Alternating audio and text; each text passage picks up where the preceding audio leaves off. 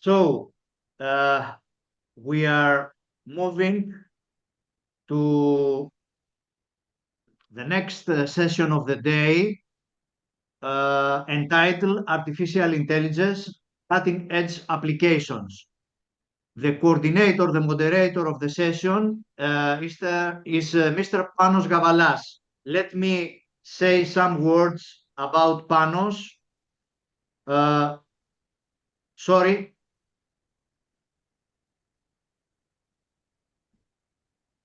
Panos Gavalas was born in 1977 in Athens, Greece, and is a dynamic and results-driven executive with over 20 years of experience in the information and communication technology industry.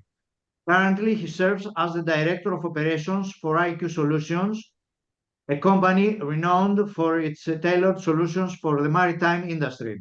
His expertise lies in robust ICT infrastructures that emphasize security, interoperability, and manageability of vessel IT and communication systems, along with innovative business-to-business and B2C IT solutions, including virtual IT systems, hybrid and cloud infrastructures, and SATCOMs. He holds and a Master in Engineering degree from the University of Sheffield and Master of Science in Shipping Management from the University of Piraeus, and MBA from the Hellenic Management Association, and various certifications from global IT vendors and IACS members. Acknowledged for his deep understanding of the business technology interface, Panagiotis excels at identifying emerging technology needs whilst aligning them with effective business solutions. Panagiotis, the floor is yours. Thank you. I'd like to welcome everybody to this session.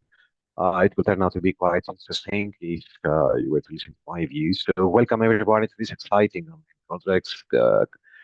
We will explore the transformative power of AI, of artificial intelligence across various sectors of our society. Now, today, we are driving into a topic that is not only timely but also critical to our future. So it's session 4, artificial intelligence, cutting edge applications, as we named it. And as we stand at the precipice of new technological era, AI is reshaping our world in various profound ways, from revolutionizing education and healthcare to enhancing governance and addressing global challenges. The impact of AI is far-reaching, as far as I can see it. This concerns various aspects, and this Congress will highlight these advancements and the potential they hold for improving our lives. Towards this very direction, I'm very happy to communicate to you that ACA, Athens Calls Athens, has been and is working on a rather controversial and strong project where we will soon be reaching for the help of AI to describe, analyze, quantify, and correlate all synchronous or asynchronous metrics and show how far a close yet interconnected to other society like Athens is achieving the United Nations Sustainability and Development Goals, the SDGs, or even further, what it may take to get there. Now, there is a lot of transformative power ahead of us and for our societies through artificial intelligence. AI's ability can analyze vast amounts of data and identify patterns in a faster and yet more concise manner compared to a human brain. Hence, AI has opened up new avenues for research and innovation. In education, for instance, AI is not just a tool for teaching, it is reshaping how we learn.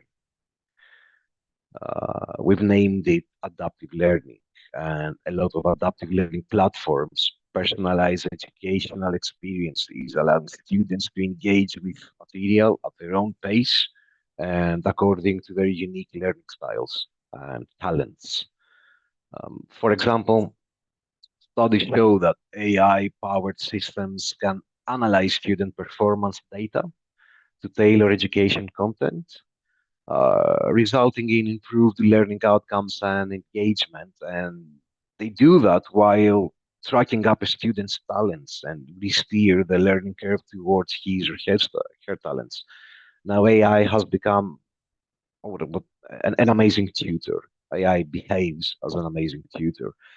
On the other hand, in healthcare, for example, AI is making significant strides as well. And according to recent research, AI algorithms can even analyze, for example, medical images with great accuracy comparable to human radiologists, significantly speeding up diagnosis times and improving patient care or even paving paths for verticalized therapies. AI can assist in developing personalized treatment plans based on patients' individual medical history.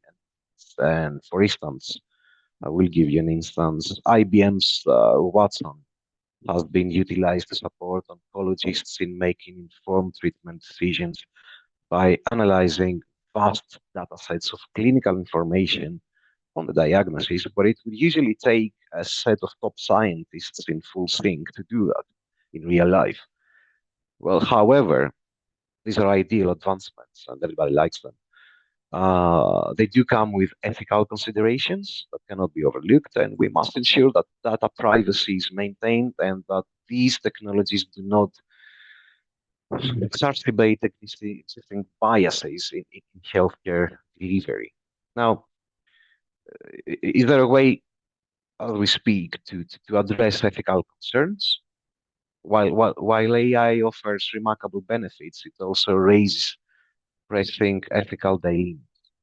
And the integration of AI into decision-making processes can lead into over-reliance on technology, where human judgment may be sidelined, and we don't really want that. Furthermore, concerns about data privacy and security are paramount as we navigate this landscape. And studies are highlighting that the whereabouts of 68% of medical education publications emphasize the need for ethical guidelines in the application of AI. And as we embrace AI's capabilities, it is crucial to establish frameworks that govern its use across all sectors. And they do that in an ethical manner. Um, there is more. The way I see it, there's more. AI can help governance and social responsibility. AI's role extends beyond individual sectors. It does have the potential to enhance governance as well. Autonomous data-driven decision making can lead to more transparent and accountable governance structures. By utilizing predictive analytics, governments can optimize public services and improve communities as well and their well-being. For example, AI systems can analyze social determinants of health to inform on policies that promote social equity and improve quality of life in general within society. However, this also introduces risks such as job displacements due to high automation and increased surveillance capabilities. And this loops everything back to ethical concerns. Now, the conversation around AI must also include its implications for social responsibility. And as we leverage these technologies to improve public services, we must remain vigilant about their impact on employment and civil liberties.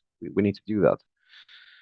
Now, despite that, what I need to address is to give you an example of what we do and how we embrace AI here at Athens, calls Athens. We make an honest effort to measuring progress towards sustainability development goals. Even though the project is at its infantry stage, it is well mapped, and we will be using AI. After all, it's human ideas that are needed prior to the utilization of AI in our case. That's a fact. And that's because we are experiencing AI's narrow intelligence phase. It's not at its generic intelligence phase, also known as its singularity phase. I mean, for us, ACA, one of the most promising applications of AI lies in its ability to help us measure progress towards the UN's Sustainable Development Goals.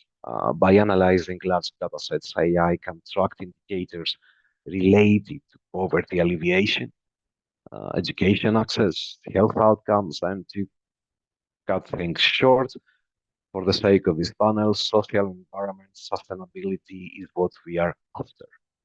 For instance, AI tools can facilitate real-time monitoring of public health data during crises like pandemics or natural disasters. But most importantly, the capabilities we are after will not only facilitate effective monitoring, but they will also encourage community engagement in sustainability efforts. So there you go. I am announcing that ACA is uh, promoting using AI, even though we are at the development, design, and infantry stage of the project. It is a very, very promising one. Now, before I introduce our esteemed speakers, in conclusion, the integration of AI, as I see, signifies a pivotal shift in our society's achievement. That's what it does. It presents us with opportunities to enhance our quality of life while also challenging us. It does challenge us to address its ethical implications, and that has to be done in a thoughtful manner. As we embark on this journey, for today's discussions, let us embrace the benefits of AI while remaining critical aware of its challenges. We need to do that today. I'm very excited to introduce our esteemed speakers who will delve deeper into these topics and various topics that I surely missed throughout this Congress. Together, we will explore how we can harness the power of AI responsibly and effectively for a sustainable future that benefits all members of our society. Now, thank you for your attention. Let's begin this enlightening journey into the world of AI through our speakers' perspectives. Speakers who I will present their allocated order of their presentations, even though we had a few changes. Now, before I commence, ladies and gents, please make sure you stick to your 15 minutes of allocated time. I will be ringing a bell at your 13th minute. Now, our first speaker is Professor Efstathopoulos. Professor Efstathopoulos is a professor of medical physics and nanomedicine, a vice rector of administrative affairs and student welfare at the National Kapodistrian University of Athens. He will be talking about artificial intelligence in medical diagnosis and therapy. Professor, the stage is yours, and it is my style to ask from the presenters to carry on and provide a short presentation of themselves and their work, just to make sure we get to know them a bit better. So, Professor Efstathopoulos, the stage is yours. Thank you very much, Mr. President. Please allow me to share my screen in order to show my presentation, which is about artificial intelligence in medical diagnosis and therapy. I'm a professor in medical school of University of Athens, based at Attikon University Hospital. The main milestones of AI we can see here. One of the greatest ones, I would say that it's this one in 1997 when IBM's machine, the Deep Blue, beats world champion in chess, Garry Kasparov. Why I'm saying that? One thing is that I used to be a chess player as well, and so it's something personal. But I'll explain it in a couple of minutes why I consider it as a very important one. There are many famous chess players well known in all over the world. This was the famous match for the world champion between Spassky and Fischer. It was the match of the century, as It was named because Spassky was a Soviet chess player and Fischer was an American one.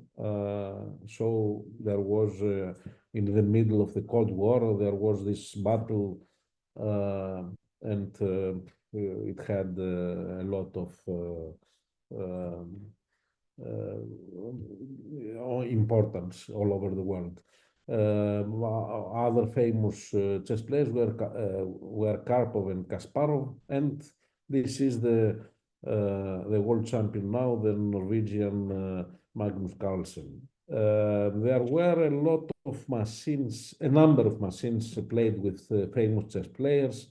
This is Bronstein, who played against a machine named Greenblatt. You see here the technology of this time was huge machines. And we came to 1906, where Kasparov beat the Deep Blue won. And 1 year later, IBM comes back with the Deep Blue 2 in 1997, offered $1 million to Kasparov to play again. Kasparov accepted, and they played, and Kasparov lost. It was an amazing result for all the chess community that a machine could beat Kasparov. Why I'm taking so much time about that? Because it has a meaning in for AI.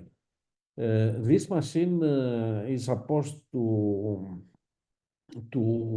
play with AI algorithm, and this is the crucial position. This is the second game of the match. It was a match of 6 games. This was the second one. The first game, in the first game, Kasparov won, and so he is 1-0 the result up until now. At this position, the Kasparov is black and the machine is white. At this position, Kasparov gives offered 1 pawn to the machine. 1 pawn is very important advantage for such players.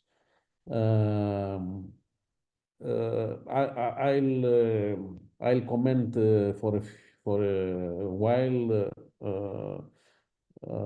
this position. Here it's the turn of machine to play. It has 2 choices, 2 main lines. The one is to take the pawn. If the machine plays A to B5, A to B5, then this pawn is lost because he can play the queen to B6 and takes the pawn. This is something that Kasparov thought that the machine would play in order to gain a pawn. Instead, he wanted to have an advantage, a strategical advantage of this free pawn, as we say it in chess. This pawn that has no other pawn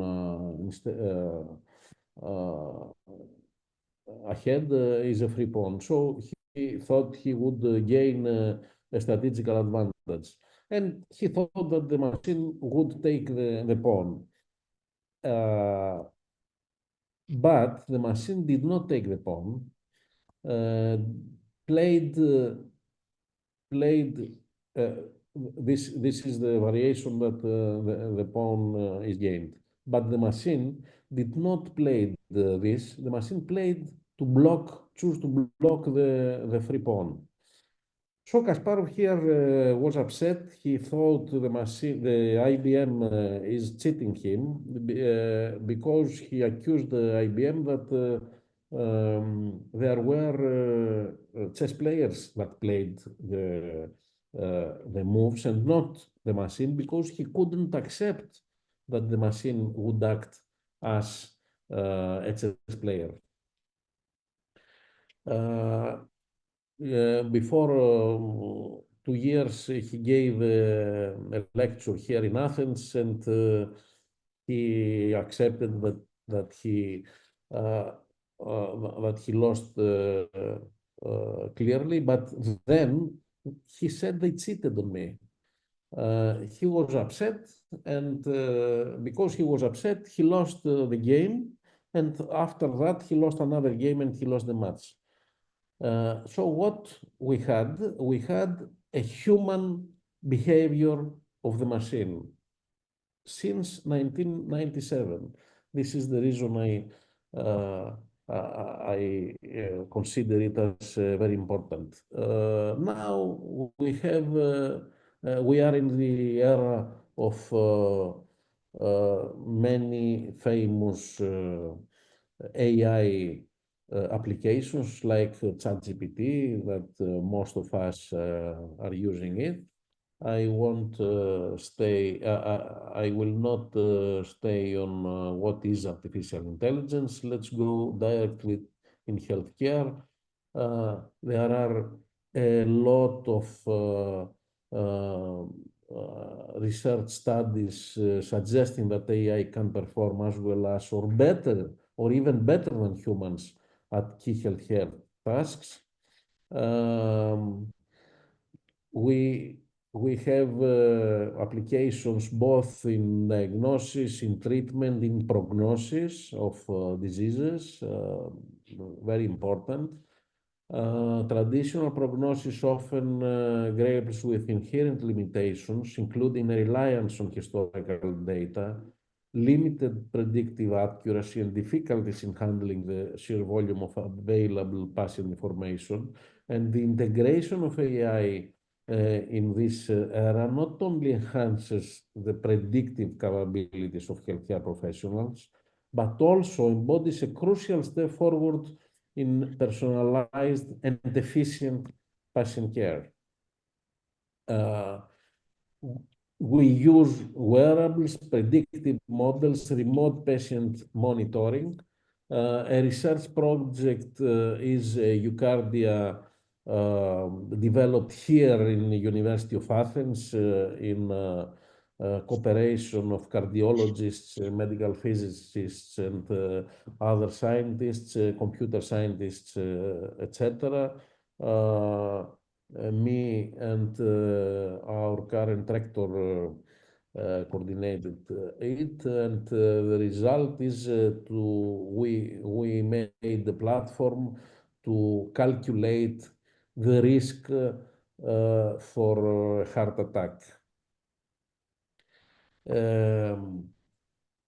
In diagnosis, with conventional diagnosis methods often rely on manual interpretation of medical data, they frequently encounter challenges of subjectivity, human error, and time-consuming processes. With the recent AI revolution, medical diagnostics could be upgraded to improving the prediction accuracy, speed, and efficiency of the diagnostic process. And we use AI methods in diagnostic labs, in diagnostic chatbots, in home diagnostic kits, etc. Another research project in diagnostic era is the BioPhasma, again a research project developed here in the University of Athens, detecting cancer of colon cancer in open surgery. In treatment, we have for years healthcare adopted the one-size-fits-all approach, but now with AI, we can present an opportunity to optimize pathways, to develop personalized strategies for treatment through the utilization of large data sets. And So we have personalized medicine, patient-specific treatment plans, personalized vaccine development, and we can use AI in surgery and also in constructing robots. Robotic procedures are rapidly becoming the new standard of care in our days, and we're fastly approaching an era of robotic surgery where a robot could perform pre-programmed tasks of learn from its own experience through AI techniques. So we can do remote surgery, virtual education, and patient cares. Of course, there are not only pros, there are cons. Main pros are the continuous AI algorithm training with new data, manage multiple parameters, identification of correlations between parameters, reduction of time to extract results. And of course, there are cons, incorrect algorithm selection, qualified staff for the development of the AI models, large amount of clean data, lack of trust in clinical decision making by physicians, and of course, the patients. We do not, we have no worries for replacement. AI is here to help, and we can use it as a very useful tool. Thank you for your attention. Thank you very much, Professor. And at this stage, I think the viewers and the listeners can ask questions. I don't see one, so I'll be the first. Can I just ask you something related to your very interesting presentation? I mean, as an engineer, I find AI applications in medicine to be uh, the best applications the humankind can receive and explore. So here is a scenario, and that relates to ethical considerations and tactics. So, what do you believe will be most important when implementing AI systems for prognosis in medical settings, especially regarding sensitive patient data privacy and decision making transparency? And I will give you an example. Supposedly, an AI system predicts a poor prognosis for a cancer patient. And since you have a poor prognosis, I think the whole thing reverts all the way back to humans as we speak and their judgment. What protocols should be in place to ensure that the patient's data is protected while still providing them with appropriate care options? Since we're using AI in diagnosis and we need human intervention. Uh, I didn't hear the last sentence very The well. last sentence, yes. It relates to ethical considerations for patients, cancer patients with poor prognosis. And in a situation like that, I, as a human, trust humans and doctors instead of AI. So reaching a stage where a patient shows poor prognosis, what protocols should be in place to ensure that the patient's data is protected and he is receiving the appropriate care options, because AI with a poor prognosis may give misleading, uh, not misleading, may be guiding towards the wrong directions. How do you intervene in this situation? What you describe is one of the greatest problems of application of AI, especially in medicine. Um, we all know that the main concern with AI is the education of a system and the data we use to educate a system. And also, people, both physicians and patients, do not trust AI to take decisions for us. We see it everywhere. We have also asked the uh, patients and physicians, and we know this as a result. So at this moment, the best method, the best way is to use AI tools as uh, as tools to help the physician to take to take a decision. So the physician makes the decision. The physician decides what therapy and what is the diagnosis of the patient. I don't know if there will be in the future a situation where the machines take their own decisions. I don't see it, at least in my working time. Thank you very Mm. much, Professor. It was a kind of question that kept puzzling me as I read through. And talking to you is pretty much a privilege. It gave me the opportunity to finally get an answer from a professor who knows exactly what he's talking about. So thank you so much. Thank you. You know, in chess, the chess players solved this problem. They don't allow two machines to play in the championships together with humans. We just use them as tools for education and training. Exactly, exactly. And to be honest with you, I was at this presentation with Microsoft as I was one of the delegates in VIP, and I spent time with Gary Kasparov during this presentation. We did spend a Ah, few minutes talking, and I'm very happy to have collected a photograph with him, which stands up my Facebook profile. okay. Okay. Any more questions from the audience?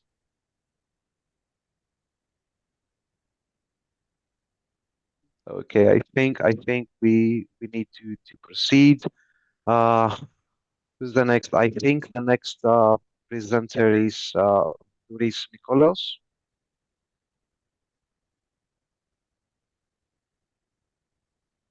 Hello, is it my turn? Nico, I think it's your turn. Yes, yes, I I thought I think was it's your third, that's turn. why. All right, give me a second. Well, I Okay. thought it was Is my it? turn. Yes, I as well. I Oh, thought I Mr. was Legaki, third. please accept Yeah, my, please okay. accept my apologies. We had a few changes, and okay. Please accept my apologies. Professor Lekakis will be talking about artificial intelligence and clinical practice. Professor Lekakis, a professor of cardiology. Yes. Well, let me share my screen. Yes, well, I Και τι κάνει ο...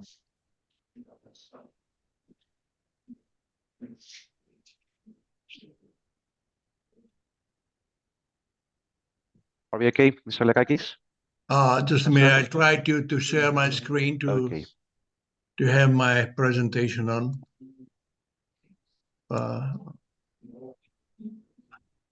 Professor Lekakis is a professor of cardiology, medical school at the National and Kapodistrian University of Athens.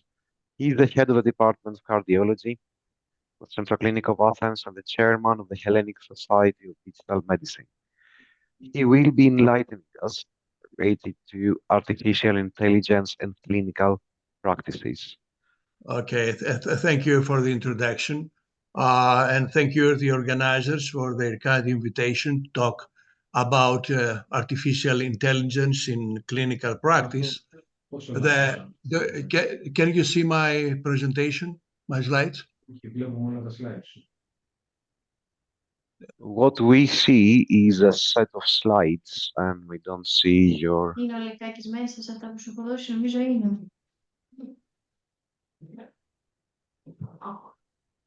Ωραία, να κλείσω τον καλοκαίρι μου και να ανοίξω το Λεκάκι. No, you don't see it yet. Can you see it now? Yes, we see the first slide, goal of AI technology, and The with the goal help of of AI. Scala Offense. So the goal of apparently, I'm going to repeat a few slides presented before by Dr. Evstathopoulos, by Professor Evstathopoulos. So the goal of artificial intelligence technology is to create machines that exhibit intelligent behavior, either by learning by example or learning by patterns and predictions, by algorithms, the neural networks also. Anyway, artificial intelligence is a real game changer. Yes, please. You see my slides, right?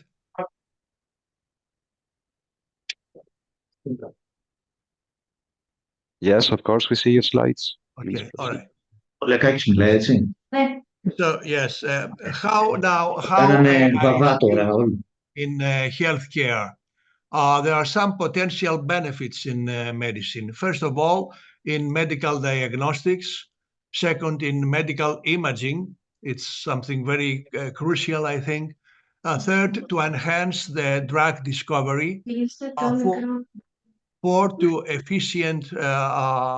have efficient administrative tasks, and last but not least, to help the remote monitoring and telehealth. Now, how can artificial intelligence can improve the healthcare? First, the medical disease identification, the medical imaging, as I said before, the creation of personalized medicine, the genomic medicine, the pharmacogenomics, the clinical decision support systems, the natural language processing for the electronic health record, the remote patient monitoring, the treatment recommendations, and the behavioral analytics and lifestyle interventions. All these things can improve the healthcare. Also, the artificial intelligence in healthcare can empower the patients. First of all, they can access to health information. They have recommendations using the personalized health. They can have an early detection and prevention of the disease. Also, the remote monitoring, the medication management, the behavioral support, empowering the patient and doctor communication via the various systems. The wearable devices are used quite often and more often, especially in cardiology. The tracking of the activity, the health monitoring, the management of the chronic diseases, the stress and mental health, and finally, the community and social engagement.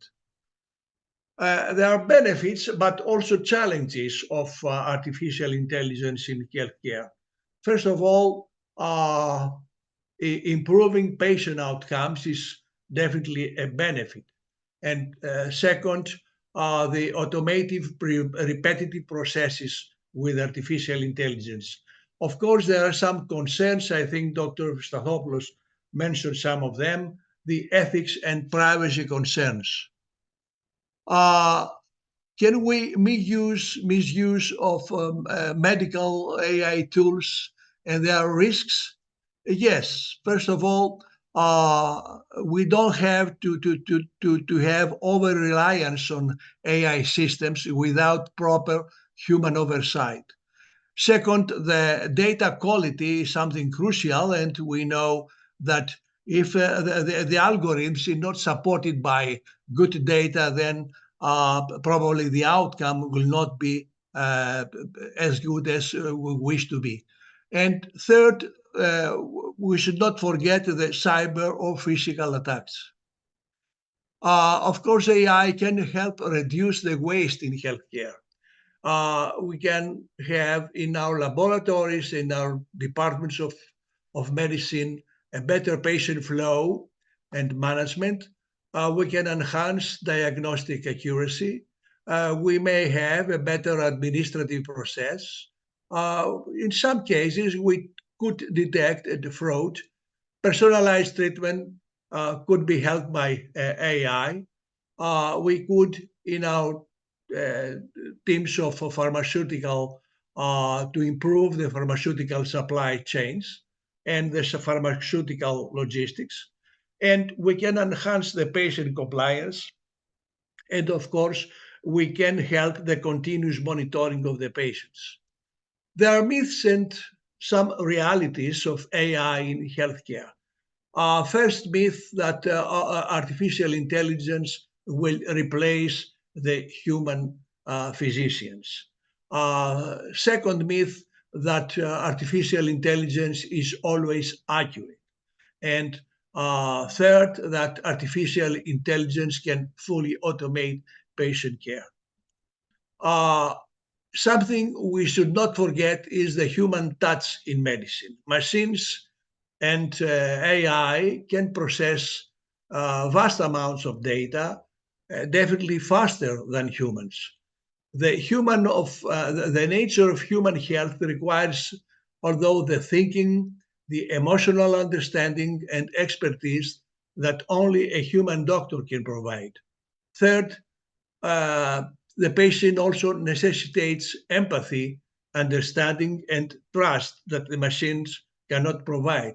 And machines may allow, on the other hand, to spend more time focusing on the human side of the procession. How artificial intelligence enhances medical practice? As we said before, we can improve diagnostics. We may have personalized and more accurate treatment plans. We may be more efficient in administration, avoiding the boring side of the medical systems. And of course, we might have a continuous learning and research. We must embrace the change. Some doctors may resist the integration of artificial intelligence and technology in clinical practice. Although we say this is wrong, the integration of AI is not about replacing human skills, but augmenting them. Embracing the new technology means giving doctors more tools to enhance their practice, improve patient outcomes, and reduce burnout. The medical schools will soon start integrated training into their curriculums, the new technologies. And nothing it can replace a doctor giving comfort in a grieving family, ethical decision about end-of-life care, and the human touch. We have to embrace the change. The trained doctors could collaborate with artificial intelligence, monitor, validate, and guide the process, interpret artificial intelligence outputs, and provide feedback to improve the accuracy of artificial intelligence. Artificial intelligence can enhance the accuracy of diagnosis and clinical decisions when combined with expert human evaluation. What will be the future of medicine now with the AI in place? The future in medicine is not between humans and machines. The future is the collaboration of doctors and artificial intelligence. And definitely machines, as we heard before, will not replace doctors. The future of medicine, as we said, will not replace doctors, but doctors using artificial intelligence will outpace those who do not. Now, again, something about the future. Definitely, we're going to have a job transformation. There will be new job opportunities. We will enhance efficiency and productivity. There will be new skills development and development of curricula to train doctors, new curricula, and we have to revisit organization policies. Thank you very much, and I will open for discussion. Professor, thank you very much. It's been enlightening, and at this stage, I do challenge the hosts and panelists and all the participants to fire up with a question. Now, we do have a question from Voudouris Nikolaos, and I will read it out loud for everyone. For Professor Lekakis, the EU AI Act stipulates that at least 2 persons should supervise high-risk systems, healthcare included. What are your thoughts, the existence of such overseas? What would their training look like to avoid similar issues posed by North Care? Mr. Voudouris, perhaps you'd like to go deeper or talk a bit further about your question to Professor Lekakis? Yes, of course. Thank you, Chair.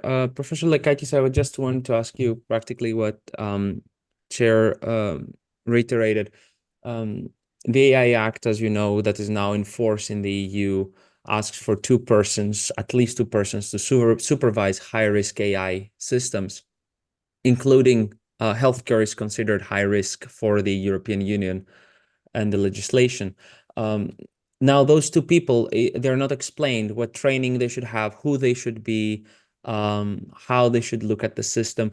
I want to ask if you consider 2 people, for example, that the EU says, since you deal with medical healthcare enough for overseeing a hospital, for example, or a system like this, or you could consider them too little. And the NarcScare is just a case in the US where an AI system used to suggest to doctors medication would find that they would consider them at risk for being addicted, and they would stop the doctors from giving the pain medication. That, if you may, thank you. Well, definitely we need some supervision of the systems by expert doctors. It's very simple to see the artificial intelligence reading an image or an electrocardiogram. In many cases, you will see that there are some false decisions and false results. So definitely we need to have some supervision by an expert physician. I have no doubt about this. Now, if there are 2 experts or 1 expert or 3 experts, I think it's a matter of semantics. Definitely, we need some kind of supervision, and do not rely entirely to the system. The the doctor must be the one who will take the final decision and not the system. Thank you. That was very informative. Professor, if you allow me, I do have a question from my side as I typed it. And this is the way, from my perspective, I see AI kind of playing a crucial role in treatment. So the question is, how do you envision AI enhancing the personalization medication regimens for patients, particularly in terms of optimizing drug selection and dosages based on individual genetic profiles and health data? Yeah. Nowadays, the treatment is something we decide based on practice guidelines. But the practice guidelines are talking about the treatment of for everybody, and it's not a personalized treatment.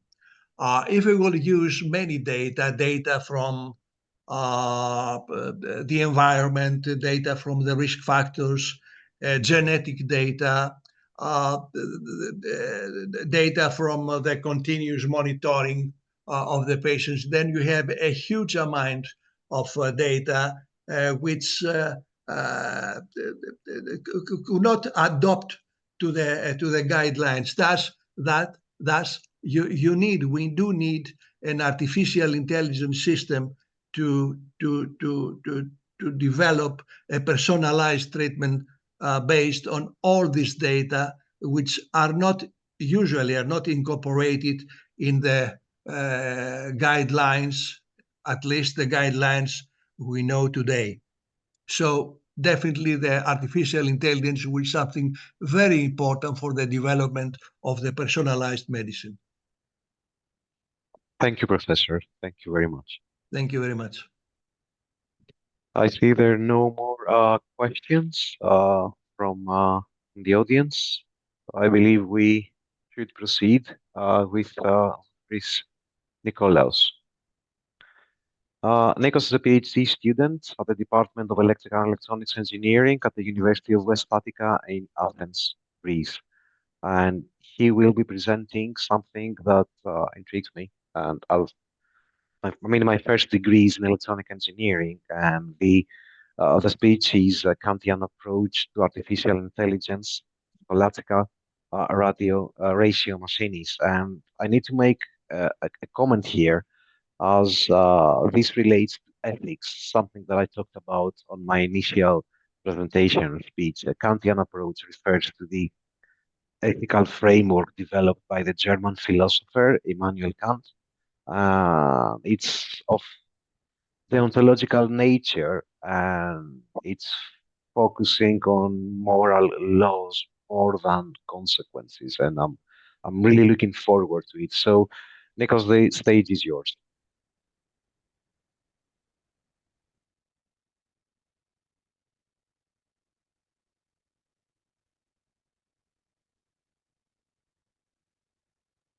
Thank you, Chair. Sorry, I forgot to unmute myself and I couldn't find it for a second.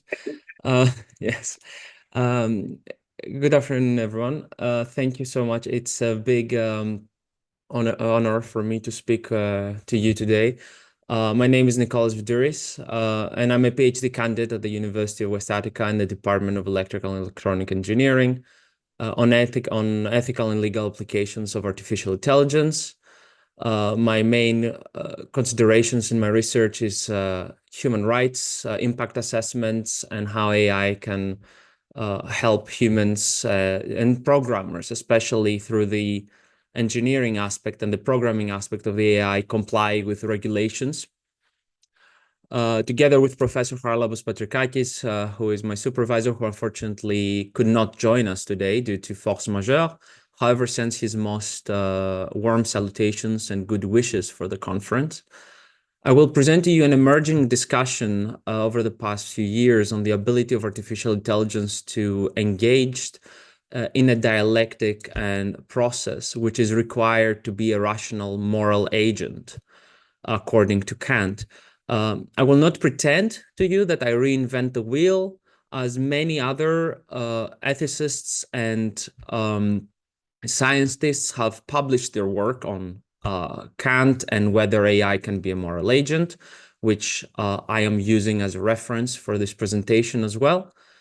And of course, it's not serving as an authoritative idea of what Kant should say, therefore AI should follow it, but rather as the beginning of a discussion on the subject.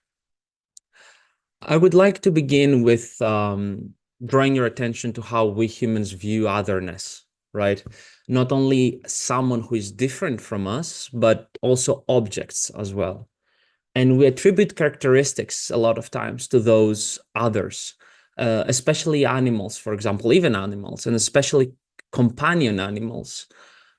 We try to anthropomorphize them in movies, books, and real life, including machines. Through very famous movies, I'm sure, books you're all very familiar with. And it's not all in our head. It's, of course, some of it is based on design, on our will and our wants as programmers or end users for systems to be relatable. Just like we name and we give a name to the little voice machines in our phones, and how we design them, we're trying to make them seem as friendly, trusting, understanding, all very important emotions to us as human beings. And we want them to have these emotions. We want to invoke those emotions and those feelings from our end users when we program a system or from the wheel of the product that we are developing. I would like to present you some examples of some types of machines that we usually create, right? First, the machines that destroy. We create machines with a goal to destroy our enemies, right? To protect us, for defense, to keep our enemies at bay. Yet we are afraid, a lot of people are, that one day maybe we will be their enemies. They will turn around and tell, well, you are the enemy, not, even if you created me. We create machines that are meant to help us create the wonders that we want to make in our lives, to make new things, to be our helpers. Yet we're afraid that one day they might take our place, as very well Professor Lekakis has mentioned in his presentation. And of course we create machines that are meant to protect us, to help us, to medical devices, again, going back to the previous presentation, to help us make our lives better, to save lives, to take care of us, to catch criminals or terrorists. Yet we are worried that one day it might label us as criminals or terrorists if we're not careful enough, if we are not able to control it the proper way. Of course, that's because research shows that AI is what we design it to be. And a lot of times it takes, almost always, I would say, takes the ideology of the developers that make it. If we design it to kill, it will kill. If we design it to replace humans, it will, and not empower, of course, which is the point. Similarly, however, the mere programming of systems and the way I presented them to you as killers, helpers, creators, overseers is a gross oversimplification. And I think you understand that. That wasn't the point. The point is that, simply put, if the creators of the systems are unaware of the struggles of the other, of the otherness, then the AI system itself will also be unaware of those groups of people or those individuals, and label them as enemies or foreign objects to it, unable to help them. And when we entrust AI systems with making the big decisions is when we face our biggest dangers. I would like to draw your attention to two examples. Of course, those two examples, I have to skim through them, and I highly suggest, if you're not familiar with them, to look them up later. The first is the Dutch childcare scandal, and the second is the Shufa case. Both in the EU, and both include algorithms that violated the rights of countless people, especially the one from the Shufa case, the Dutch childcare benefit scandal, used by the Dutch tax authorities to find tax fraud from individual, has led to the wrongful suspicion of 20,000 parents. And it has also led to almost 2,000 children being removed from their families from a number of years because of those fraud allegations. And that lasted for many years until 2022, where it was found out.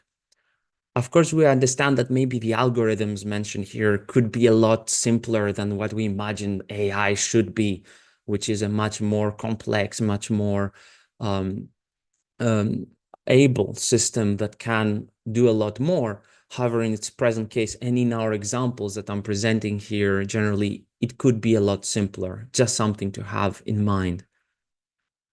Unfortunately, I have to move on due to time constraints, although as interesting as those cases can be, that if algorithms can therefore make so much trouble for us as to accuse 20,000 people wrongfully and not be able to see that they're making a mistake, can we trust them? How much can we trust them? Of course, now we have rules, right? And we are trying to put rules into place on all this. And we're developing those methods to sustain and maybe control artificial intelligence in a lot of ways. However, I want to see it from a much more detached area, especially when we attribute to an AI qualities, right? And we do that. And EU law and ethics and a lot of papers you read online today do attribute what AI should be: moral, ethical AI, trustworthy. And especially trustworthy is something that we only attribute normally to human beings, right? To if you trust someone. Yet we want to call it trustworthy. But the important thing is, what do those qualities mean for the end user, for the developer, for the EU, for someone from outside the system that observes? For after a point, we no longer have a hand, and of course, what it means for the system, right? And after a point, we no longer have a hand in how a machine processes these qualities. We have this black box we're trying to see in through transparency. And one element that we can say it's true is that we don't want to make illogical machines. We don't make irrational machines or unreasonable. We want them to be logical. We want them to be rational and reasonable. So what would Kant say on this?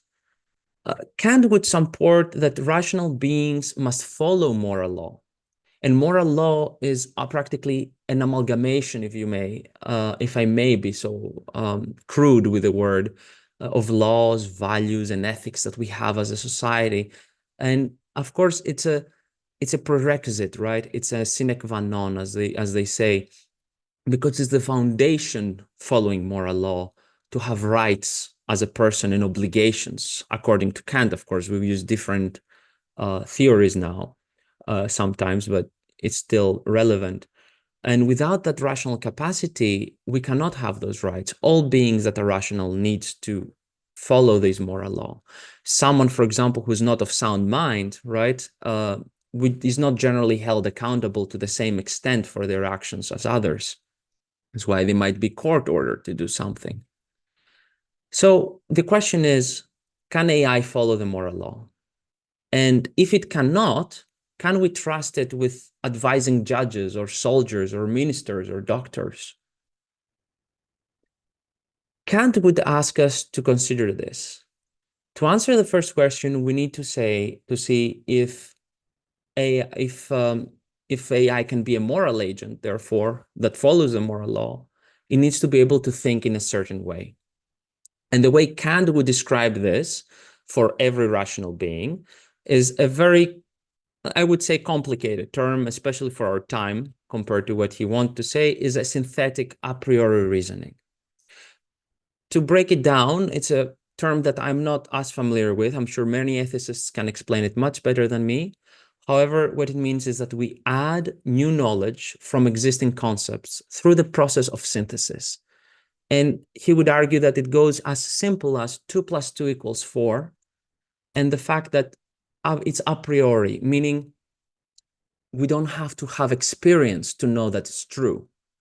And it doesn't mean like you've never added this, but in another concept, genocide is wrong. We don't have to be witnesses or suffer through genocide to know that it's not right. What is the emerging consensus, therefore, of the academic community for the specific part? And I'll have to say that most academics right now believe that AI cannot, as it is right now, cannot think a priori, cannot think, therefore, without experience. And that is because AI derives its data from data patterns, which are pre-coded and limited to the ones the designers have instilled it with in their training data.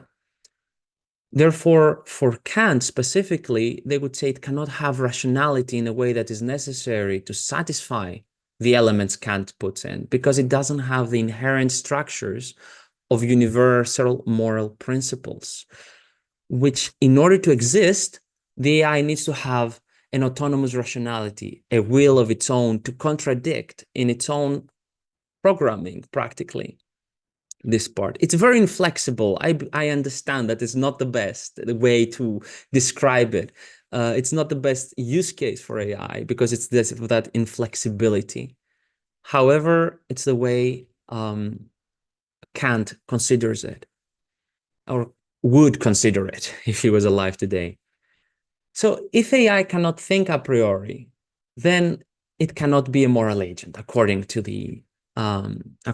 Kant, in its current form, of course. Therefore, what it means is that moral accountability must always lie with the developers and the users and how they use it, rather than the AI itself. As we can understand, no one accuses the Dutch system for accusing 20,000 people, but the people that were supposed to take the decision at the end. However, this is not the conclusion I want to leave you with. I don't want to leave you with the conclusion that Kant says AI cannot be moral, cannot be ethical, cannot give this advice, but rather that we need to discuss how artificial intelligence will be more than a tool, because Nico, we we have want it to about be. 2 minutes left. Thank you. Because we want it to be more than a tool. We want it to be able to help us, to support us, to enhance us. And therefore, we need to find new and necessary elements to explain what it can and cannot do, and not fall into, not limit ourselves into elements that mean something to different people without having a concrete understanding of being able to control those elements, or reduce them, as it's kind of working towards in the EU, towards simple tick boxes of self-assessment, towards a checklist that you say you've done it and therefore it's over and now you can say everything's fine. But also understand how we think, and that's what Kant invites us most of all, to understand how we think about the responsibilities of artificial intelligence. When do they begin and when do they end? And where ours as human being, rational agents, also lie in the AI discussion and synergy. I would like to thank you for your attention, and I'm looking forward for any questions. Thank you. Thank you very much. Thank you very much, Mr. Uderis. At this point, I give a shout out to all the participants for any questions. I mean, I do place a question from myself. I did find it very interesting, and to be honest with you, I've never thought about the Kantian approach into regulating ethics, but it makes a lot of sense in using it as a reference model. Now, I will start with my question. Summing up, in your exploration of the Kantian ethical framework for AI, how do you propose we address the challenge of algorithmic bias, especially in decision-making processes that impact individuals' lives? And for example, how can we ensure that AI systems respect the inherent dignity of all individuals while avoiding pitfalls of biased data that could lead to unfair treatment in areas such as healthcare or even criminal justice, as you mentioned?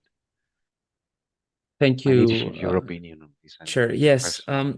It's a very interesting question, because it's actually the subject of my PhD. My current PhD is practically exactly this subject. I had no idea. So yes, there's a lot of things that are happening right now, very interesting things. However, they all have positives and negatives. I cannot, obviously, you can imagine, I cannot give you an authoritative answer of this X thing is the answer, and therefore it should be used everywhere. There's of course. two different things that are mostly prevalent right now in the discussion from the European Union and from academia in general. One is impact assessments. Alessandro Mandelero has created, and I'm sorry, there are more, that's the one I am more familiar with, has created the fundamental rights impact assessment. It's a very comprehensive tool of helping you understand what risk an AI system could have on specific rights, individual rights, including dignity, and how many people are going to be affected, etc., etc. However, as he himself mentions, big danger on making rights into a number, saying the number is 8, can we use it, can we not use it? So it's incomplete in a certain sense. The other one that is very prevalent, of course, it's the self-assessment from companies as well, following ethical principles and having constant monitoring. The one I would prefer would be in a way, being able to make artificial intelligence to have what I would suggest. I don't know how feasible it is. You're more technically inclined on this, so you can say you're speaking nonsense, Nikos. Would be in a way the AI to be able to revert in a previous state when data poisoning occurs, or where new synapses, new things are being learned from the AI, to be able to see, say yes. a big change has happened to my programming. I should inform someone that this big change has happened, and I'm deciding differently to see if something should be reverted back. I hope I covered you in this. I don't want You to take did. any more of your time. Okay, within a quarter of an hour, I became a fan. Yes.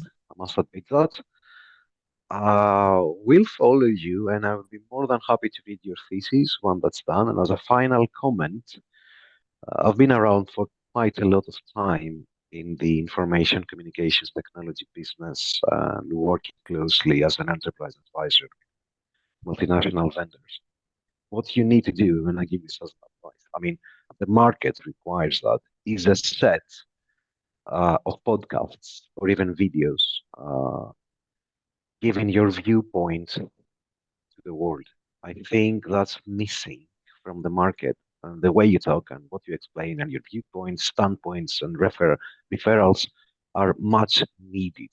So I know you have no time for that, but it's just it's a proposal. The market needs to listen to views as such. So thank you very much. Thank you very much. May Any I other also add questions? something? Yes, I will. Hello, my name is Lana Kiropoulos. I'm a journalist in Association European Journalists. So my question is this. In 2020, they have established the data bank. There is a bank that is selected, that it selects all our data. And these now are going to be used from companies. Everything is very nice with artificial intelligence, with all the new systems, but in a way of practicality and ethical way. Do you think that it's going to be, let's say, a frame that's going to protect the majority of the people, or is going to happen the contrary? Thank you. Thank you, Ms. Kiropoulou. I believe your question was addressed to me, right? Yes, of course. Thank you.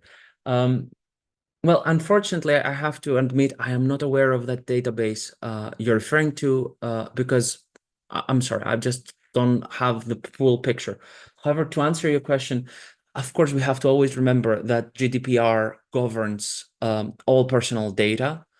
And of course, it was as well in the EDBP conference that happened yesterday. They're trying to stretch the rules a bit, especially with AI, but it's very important to remember, and I'm very hard on this, unfortunately, that yes, there is a big risk for personal rights from these actions, but for example, it needs to be people that are active in this scene need to be known, that to control and be absolutely clear on that there is no substitute and no discounts on our personal rights and our personal information. And companies absolutely should not have this absolute freedom of using all this, right? And I'm sure there will be some restrictions. Like, I'm not aware of the database. I'm sure there will be some restrictions, and the right to inform the end user that their data is being used for this new purpose. That I hope I covered you, Ms. Kiropoulou. Thank you.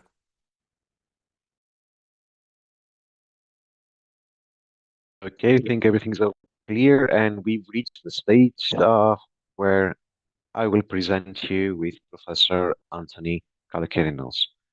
Professor Kalokerinos has received his BSc in Chemistry by the Department of Chemistry of the National Campus University of Athens, and then he continued his postgraduate studies at the University of Birmingham, the United Kingdom, and where he received a Master of Science in Analytical Chemistry and became a PhD, Doctor of Philosophy in Chemistry, in Analytical Chemistry. And Most of all, Professor Antonis Kalokerinos is a member of the staff of the Laboratory of Analytical Chemistry of the Department of Chemistry of the National and Kapodistrian University of Athens since 1981 and has served as a deputy chairman and chairman and director of section, the Department of Chemistry. He's a very, very delegate speaker. If I carry on talking about Professor Kalokerinos, I will blow up the entire and waste the entire time for everyone. So, Professor Kalokerinos will be talking about human metamorphosis and artificial intelligence. And Professor, the stage is yours. Looking forward to your presentation. Good morning, everybody. I hope you can see my slide. Yes, Can we you? can. Yeah? Yes, yes, yes.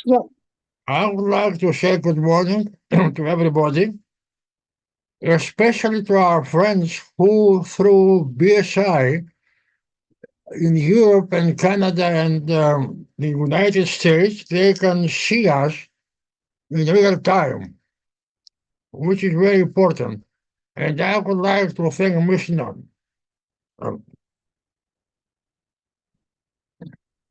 Today, I am going to share with you some of my thoughts about artificial intelligence. I am not an expert in artificial intelligence, I am a chemist. But I want to share with you what I see from our everyday life. It is not my duty to explain to you what is artificial intelligence. Other people are better than me, like the coordinator, Mr. Panos Gavalas. Just to remind you that by definition, artificial intelligence is the ability of a digital computer or computer-controlled robot to perform tasks commonly associated with intelligent beings. In simple words, the computer software can mimic aspects of human intelligence.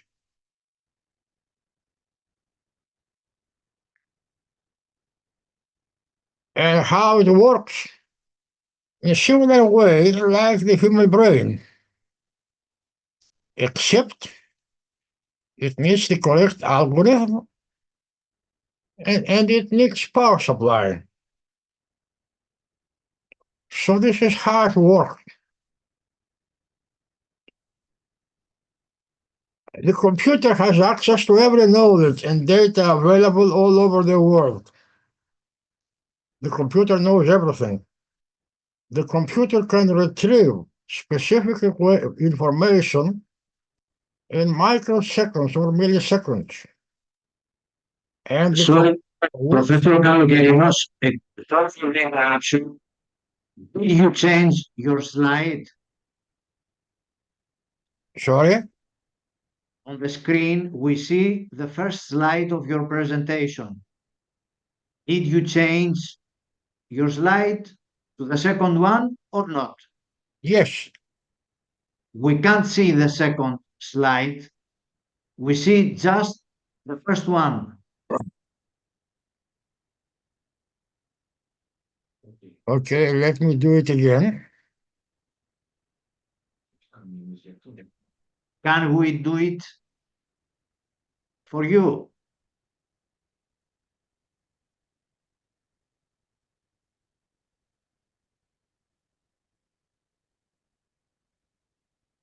Okay, excellent. Can you see it now? Yes, yes, excellent. Okay. Then the computer has access, as I said, to every knowledge and data available all over the world. The computer can retrieve the specific information within milliseconds or microseconds very quickly, and the computer operates 24 hours every day. Therefore, it never stops, but requires power supply, internet connection, and suffers from viruses, spams, and many others.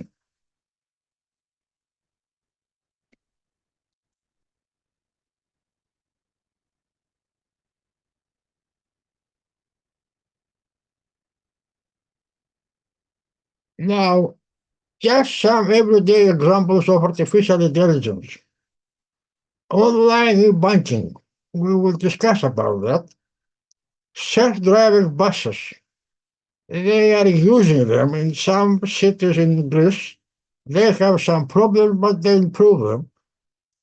Google Maps on our mobile, which are very useful when we want to drive to a place we don't know where it is. Robots in hotels in Japan, they are using them. I don't know if I would like to have a robot to welcome me, but they exist. And the e-diagnostics, we had some very nice lectures about artificial intelligence in medicine, where we see some examples. It is true that 100 years ago, 30 or 40 years old, you were very old, and probably you were dead. Now, the average life expectancy is about 2 or 3 times higher. Therefore, we all know friends or relatives who are 90 years old or even 100, and they are still with us. And this is due to great advantages in medicine, public health, and our living standards, which are going higher. Of course, nutrition is better, water is better, more clean, sanitation, we take care of that, neonatal health care, babies do not die anymore, we have antibiotics for everything, vaccines, etc. So the life expectancy has increased substantially.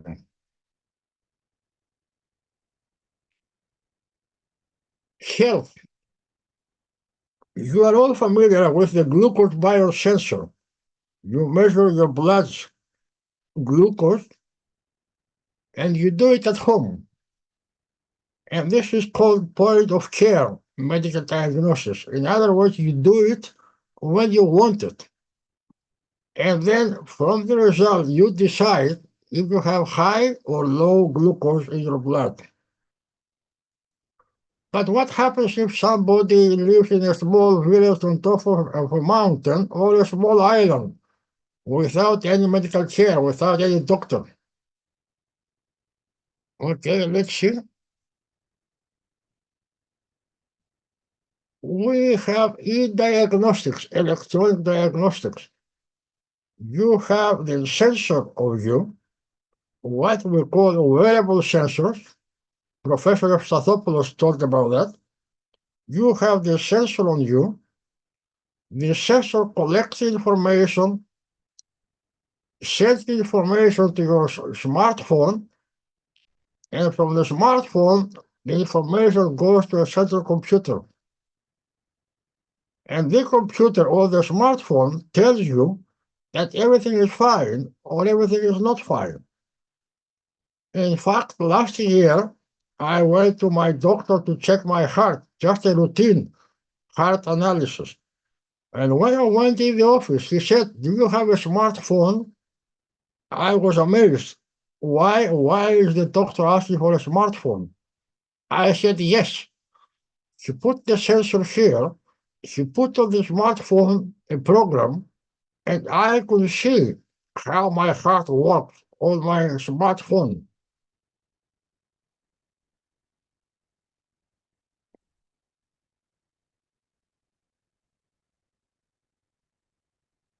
Now we have sensors for everything. You all know about these special watches. We have new watches which they follow your blood pressure, your heart. They can follow everything. The information from the sensors goes to your mobile. Either your mobile tells you that it is okay, or it is not okay, or the mobile sends the information to a central computer. Either the computer says okay, or the computer says you have a problem, or a doctor has a look at the computer and tells you what happens. Therefore, you can have prognosis away from the doctor, away from the hospital. You can have prognosis from everywhere, all over the earth. Advantages: we save lives, improve the quality of life. Disadvantages: you don't go to the doctor. Due to the COVID-19, when everybody was isolated, a lot of sensors were developed. Some of them are being used successfully, and some will be used in the future. E-banking. You all know about e-banking. You know that private and professional bank transactions can be done from home, from office, your street, your armchair, or your smartphone. But you must know and have a computer, laptop, or smartphone. You must have Wi-Fi and, of course, a powerful antivirus. So you don't go to the bank very often. You can pay all your dues from your home. Therefore, you save time.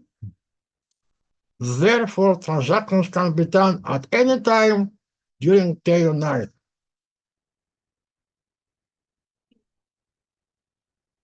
But you don't go to a bank anymore. You don't go to your bank manager to say good morning. So you are isolated. As a result of that, bank branches close. We all know that, as I say there, from 2020 until 2023, more than 400 branches closed. More than 9,000 jobs have been lost. Of course, they don't fire them. They made redundant. They take the money and they go to be pensioned. But there are no banks everywhere, especially in islands. Therefore, you suffer human isolation. You don't go and say good morning. You don't go and say how are you. Limited social life, loss of traditional jobs. Each one of you, please think, when was the last time you went to the post office and you bought a stamp? And you took the stamp, you put the stamp on the envelope, and you posted a letter. I haven't done that for maybe 1 or 2 or 3 years, because we have the email. Therefore, post offices, bank transactions, and selling stamps have been reduced substantially. In fact, in Greece, about 100 branches have closed down until now, and more will come. The same is true with tax offices. Now we have all the tax information from our computer. So you must have a computer, and you can do everything. You can pay your dues, you can do everything there. Therefore, about half tax offices in Greece have been amalgamated to big offices, and you are encouraged to use a PC or a laptop or a tablet or a smartphone. So we don't have to go to the tax office anymore. You don't have to spend 1 day or maybe 2 days to do something in a tax office. Advantages: no queues, no loss of time. Disadvantages: jobs in tax offices were lost.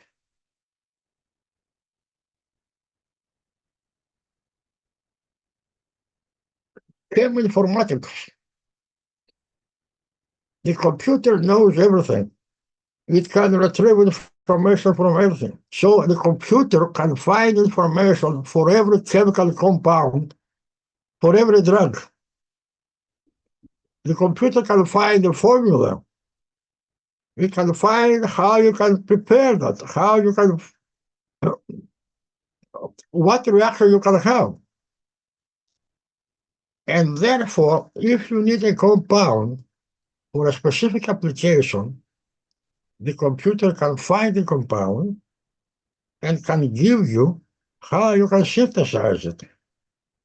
For Professor, we example, have for the drug for a specific application, the computer can give you a suggestion, maybe 1, 2, or 3 chemical compounds. Each one, what will be the effect, and it can also give you how you can form this compound. I suspect that the COVID-19 vaccines were discovered through cheminformatics. I didn't know any negative. Therefore, artificial intelligence indeed affects human beings. Indeed, we have metamorphosis. There's a lot of literature which can be published for this effect.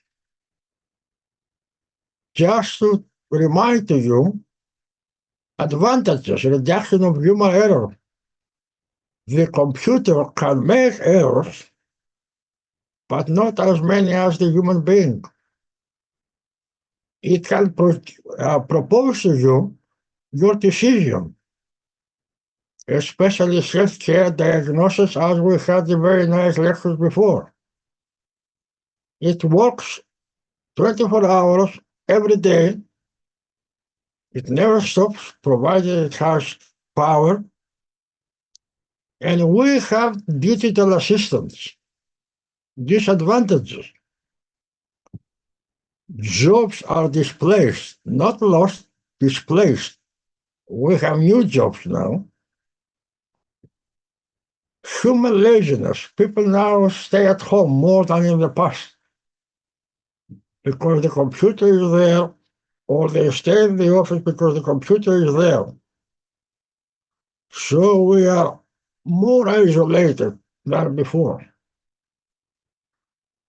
Of course, we need Wi-Fi or a personal computer and a smartphone.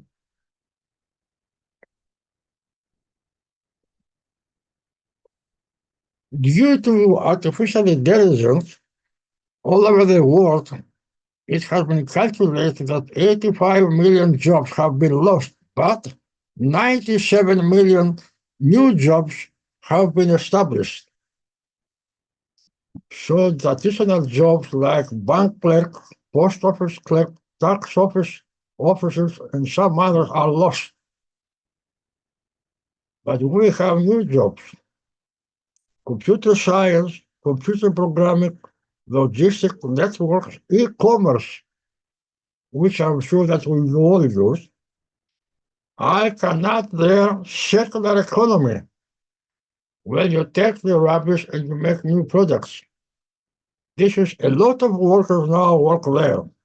And many, therefore, artificial intelligence creates more jobs.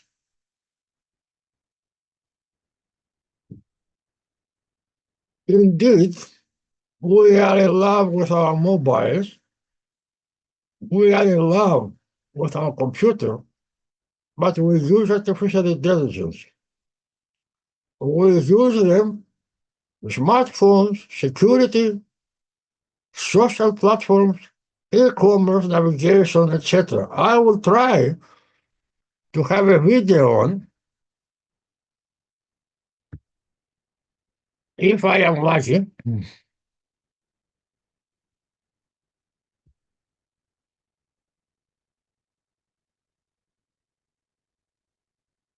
Professor, we have exceeded our. Can you see that?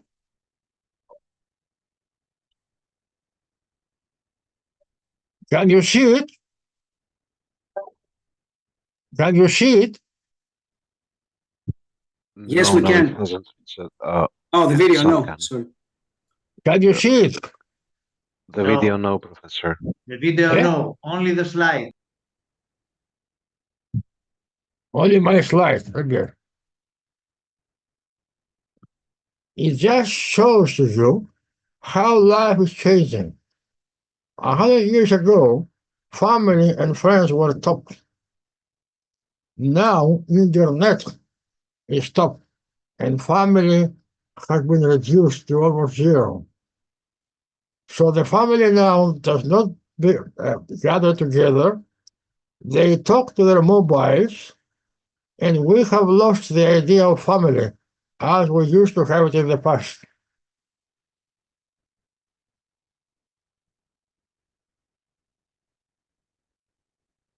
General conclusion. We have to accept that artificial intelligence is part of our life. We have to live. We have to collaborate with artificial intelligence. It will help us. Of course, we are changing. We all experience metamorphosis. We have social isolations. Yes. Our personality is changing. It is becoming more computerized. But this is how we are going to live in the future.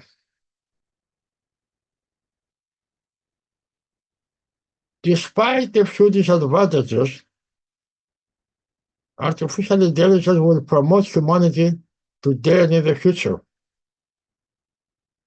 Just as the butterfly undergoes metamorphosis in order to survive and reproduce. My only thought is that are we going to have artificial consciousness? If it becomes real, maybe it is not so good as the artificial intelligence is.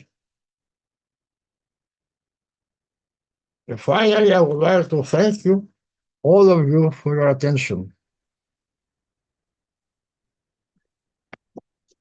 Thank you very much, Professor. I will just make a comment regarding consciousness. There is an aspect, and I talked about it in the beginning. Right now, we're experiencing narrow intelligence bursts of technology outcomes related to artificial intelligence, but we are about 10 years, let's say, yeah, a good decade before seeing artificial intelligence consciousness.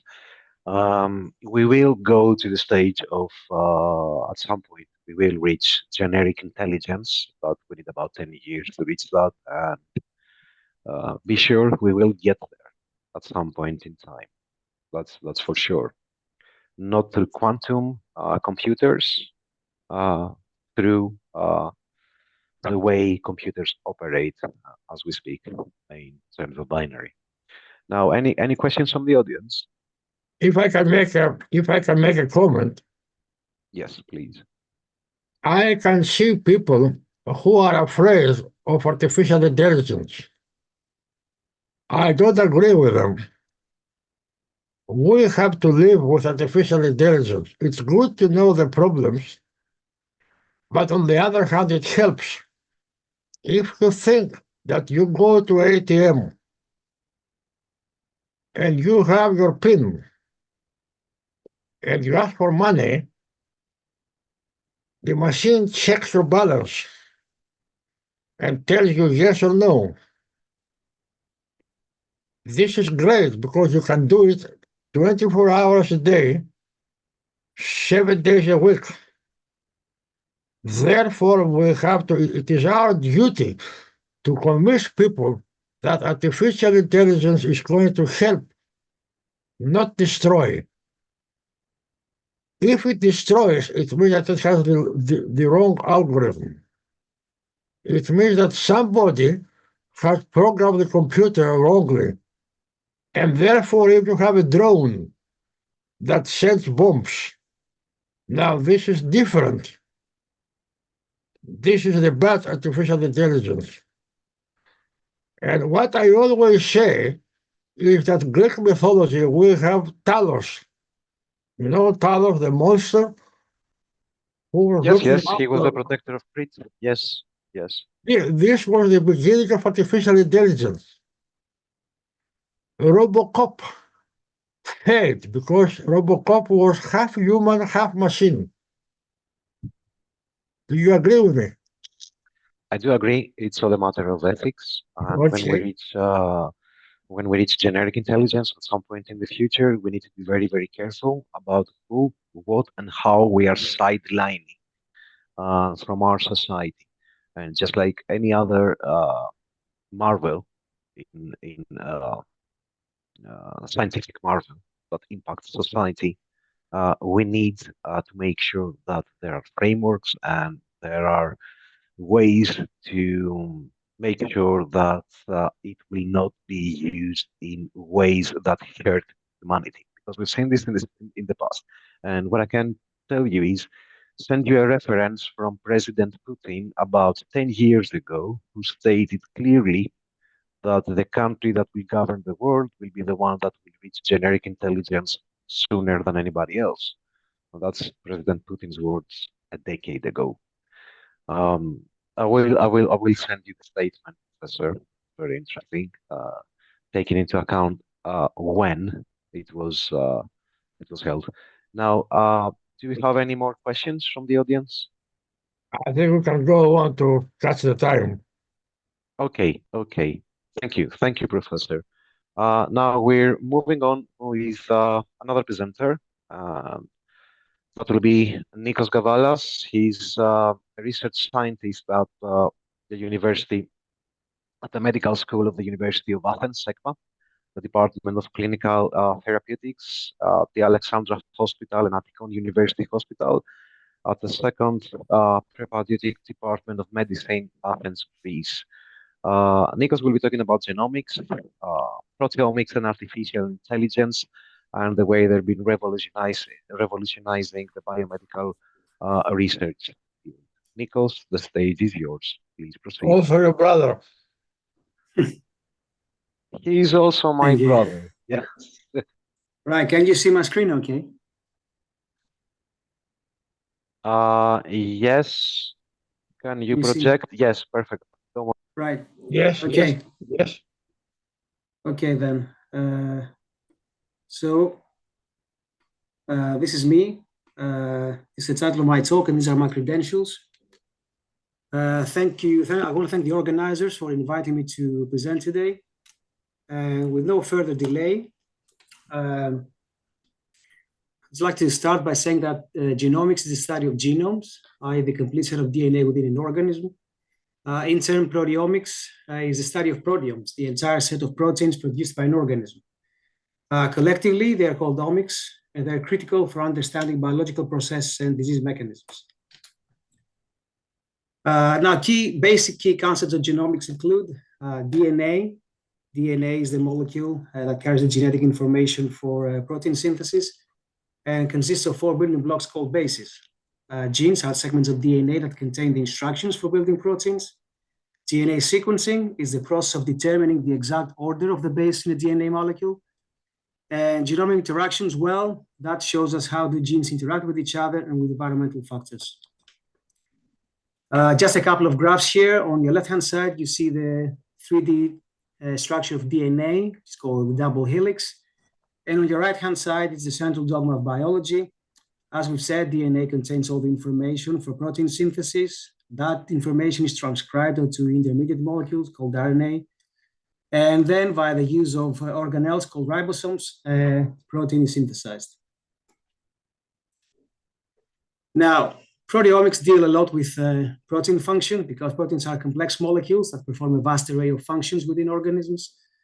They study protein structure, but also protein dynamics because the proteome changes as a response to various factors such as disease and environmental ones. This is a complex picture. All I'm going to say here is that proteomics is a vast area of research. Biomarker detection is a personal interest of mine because you can detect markers that show disease progression, or they can be used for tailoring treatments in the future.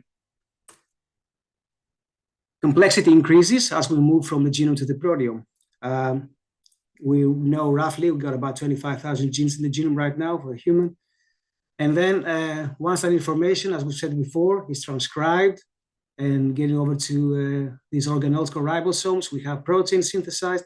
And after post-translational modification, we may actually end up with over 1 million proteins. Now, how do AI and omics come together?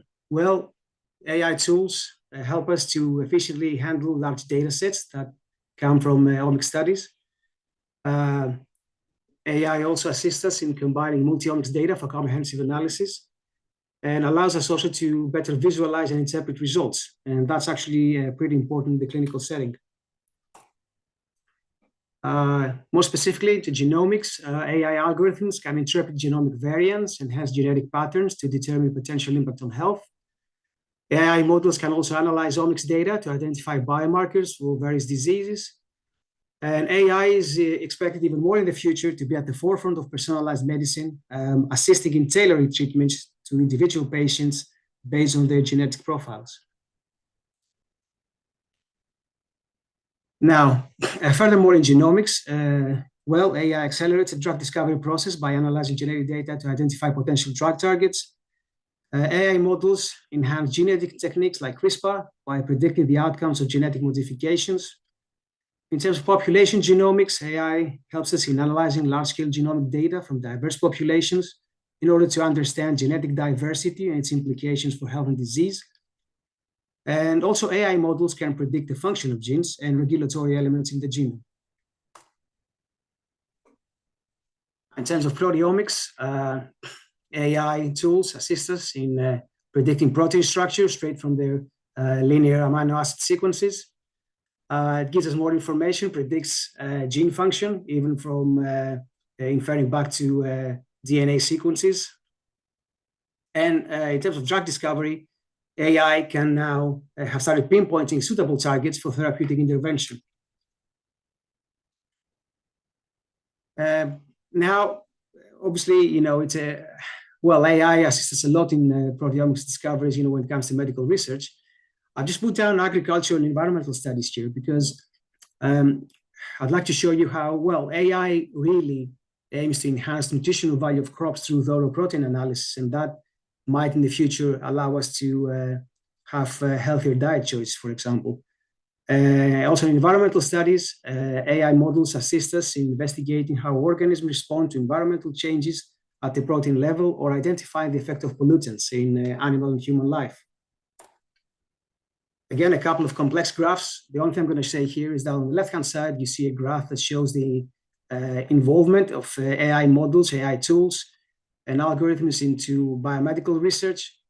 And on your right-hand side, that picture emphasizes the use of AI algorithms into agricultural research.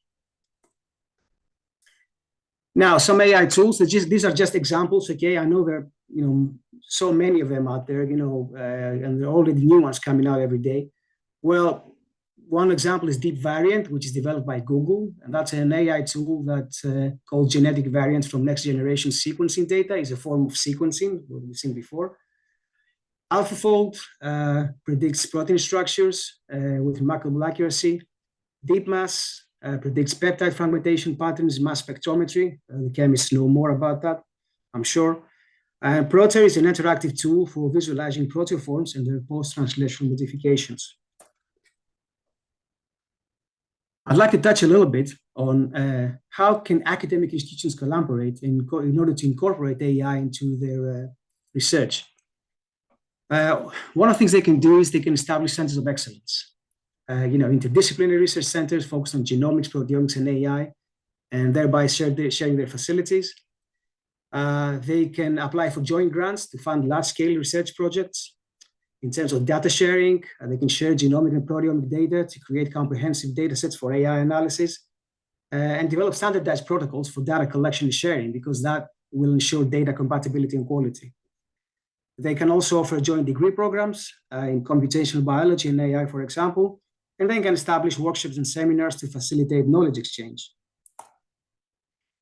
This is a graph showing you how, give you some information on the global generative AI incorporation in the higher education market. And this graph shows you that the market will grow, it's expected to grow at a CAGR of 8.8% up to 2032. Except academic institutions, though, academic institutions with themselves can collaborate with industry. Academia may offer access to research tools and methodologies, while industry can provide advanced technologies and platforms for large-scale data analysis. They can exchange expertise.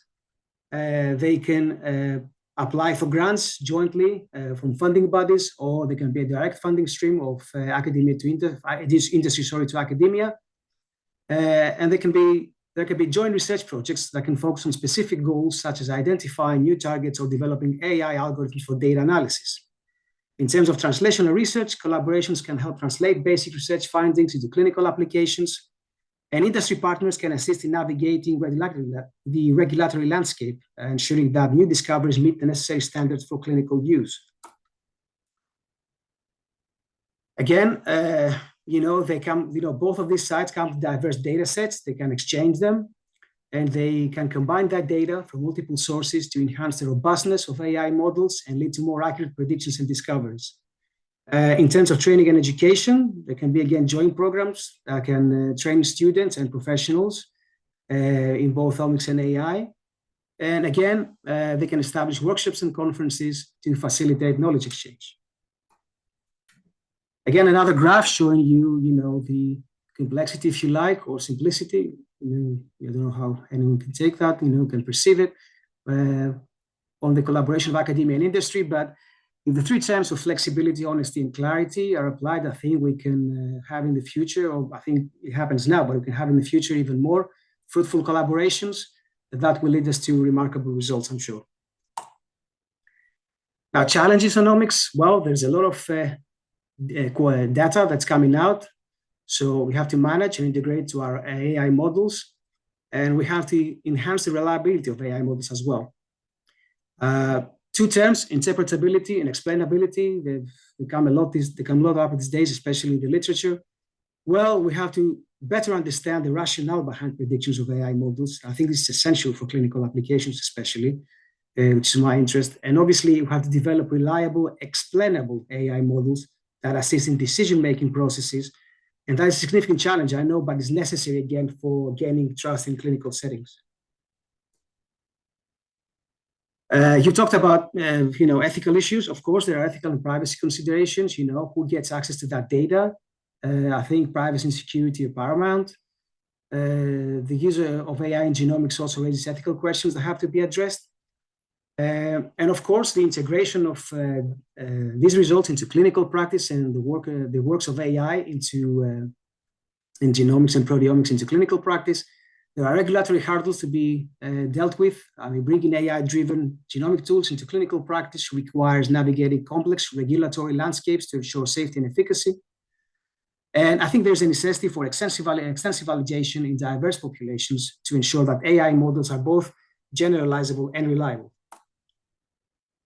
Challenges exist also from collaborations. Again, data privacy and security are paramount here as well. But I'd like to say that in this case, intellectual property is another issue that has to be dealt with. There are going to be clear agreements on intellectual property rights because they are essential to ensure that all parties benefit from that collaboration. What about the future? Well, we need to continue developing more sophisticated AI algorithms and have somehow combine traditional knowledge with AI. We have to learn how to integrate data better from various omics layers. And we can use federated learning approaches, to train AI models on decentralized data while preserving privacy. In terms of personalized medicine, AI can help us a lot in developing personalized treatment plans for patients. And predictive analytics, well, we can use AI to predict disease risk and progression. And then, in terms of ethics, we have to ensure that our AI models are free from biases. And we have to do our best to promote transparency in AI models development and deployment. To conclude, I would like to say that the impact of AI on omics technologies is immense, and specifically it affects enhanced data analysis, because we have, as I said, we have to process and analyze vast complex omics data and integrate that data because they come from multiple omics sources, but we have to use them in such a way to produce more robust AI models.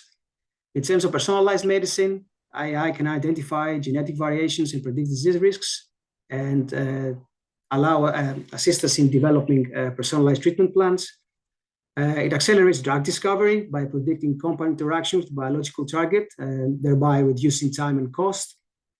And again, speaking again, just to give a brief notion on agriculture and plant sciences, AI-assisted omics techniques may enhance crop protection and breeding, leading to more resilient crop varieties. As I said before, giving us, providing us with healthier diet choices. Now, what about the future? Well, challenges and future directions. Well, AI in omics definitely faces challenges like, ensuring data quality and model interpretability. And there's a lot of ongoing research that's taking place right now. And that ongoing research is aimed at overcoming these issues.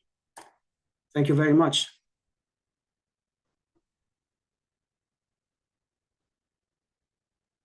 You're very welcome, Nico. And you've given us 2 more minutes. You're 2 minutes ahead of your time. Questions from the audience. I do have a question on my side, which I will leave as the last one. I just want to I say, do have, yes. sorry, if you allow me, just to lighten up the atmosphere a little bit. You can see a blur on my background. The only reason I'm doing that is not because, well, it's because, having 2 young children, I'm giving this talk from home. So having 2 very young children, the house looks like it's being bombed. So I'm blurring the picture behind me, okay? Sorry. I'm sure every parent will understand. We do have questions. I do have one. Yeah, go ahead. Coughing. There's a question from Mr. Kalokerinos stating that everything is okay with AI, but if the algorithm is wrong. Sure. So it's a generic question, but we need to address the issue. Yes. Sure. That's why there is a necessity for more explainable AI. What does that mean? There is a thing. I'm not a bioinformatician, let me just say. All right. So this is general knowledge. There's a thing called AI opacity, and the way I understand it is that in certain AI models, especially in the ones that use neural networks, such as deep learning, I think, networks, you have an incoming layer of nodes, all right? You have the messages going in. You have a number of layers that are underneath or hidden, further down. And then there's an outcome. There's another layer that comes out, with the nodes. So in many cases, we may get an accurate result or not an accurate result for that matter, but we cannot say with great certainty, why did that happen? And that's where the term of explainable AI comes in. There's a necessity for more research to be performed in order to have models that can be explained at every segment of them, so we will know better how to intervene if we get wrong results. I mean, that's how I see it. I see your point, and I need to state from our side. It's also about the data quality, and we need to have rigorous validation processes as feedback control mechanisms to ensure that an algorithm is not going wrong. So in every project, we need to know exactly what we're targeting. And we haven't reached the stage of generic intelligence. We are still at narrow intelligence, meaning that we do have the luxury of making careful expectations and then proceeding with rigorous validation processes for the time being. I'm sorry, Nikos, you were saying. No, I'm just saying, I don't know whether, at which point we're going to reach that sort of, total convergence of human and AI. You probably know, but is it called singularity or something like that? Yeah, they call it singularity. Let's just call it generic intelligence. No idea how it will end up. So, I'm just using an example, what the medical doctor said at the start of the session. I mean, talking from a clinician, well, I'm not a clinician, but I can see how clinicians see that, they have to be, you cannot really at the moment let a model do all the work for you. I mean, it does a lot of work, it assists you, but the human factor is very, very important, at least for the moment. I don't think we have reached that point that, we can just let an AI model do its thing and just sign off to whatever it says. Yes, yes, we still have the luxury of validating. Maybe in simpler cases that might be, be happening already. I don't know, but in terms of, deciding, what kind of treatment a patient gets, I think, human intervention is still invaluable. And plus another thing I would like to say is that about personalized treatment, I don't know. I mean, well, we have to reach that at some point. I mean, every person is different and you need different, medication in combination with different diet, sort of plans and things like that. I'm not sure how pharmaceutical companies will actually hop on that train, because imagine that if there is a drug that is used generically now, for example, a chemo drug that they use it for all cancer patients. What if, only a fraction of them needs it? I mean, will they still be able to produce it? At what cost? These things, every day come into my head, and I don't know how things are going to be solved. So if you could allow me, that goes down to my question because it kind of clicks. Given the transformative potential of AI in integrating genomics and proteomics data, do you see any efforts out there in the market in order to tackle challenges of data interoperability and standardization, so as to ensure that AI-driven insights are both reliable and applicable across diverse biomedical contexts? I mean, should academic institutions take the lead in this field for the sake of transparency? Because that's how I see it.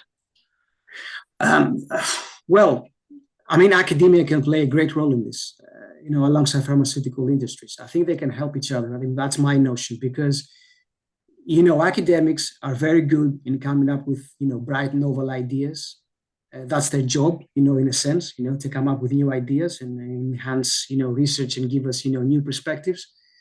But they have to work closely with industry, because they are the ones that are going to produce drugs, right? It's not going to be academia doing the manufacturing.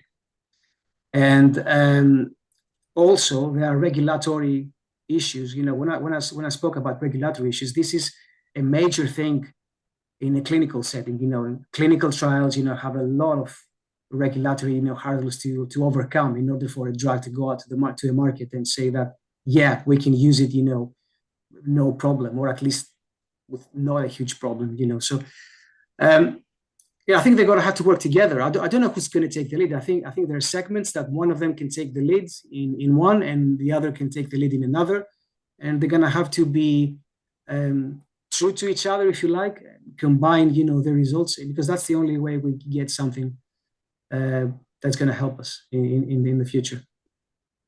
Thank you, Nico. You're welcome. Anybody else from the audience that wishes to address a question? I think we should go on.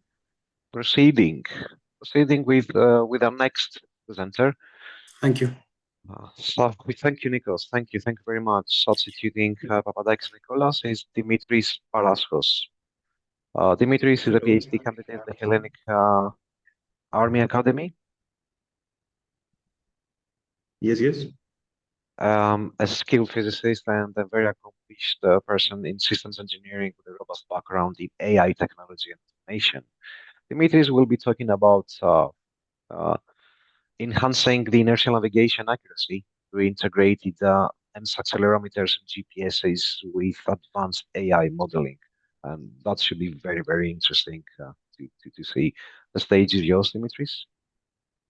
Thank you. I don't know if you can see my camera. I see it closed. No, we cannot see it. Is it a hardware issue? Have a... No, I'm really interested in sharing my screen more. Yes, of course. Is this okay? Can you see?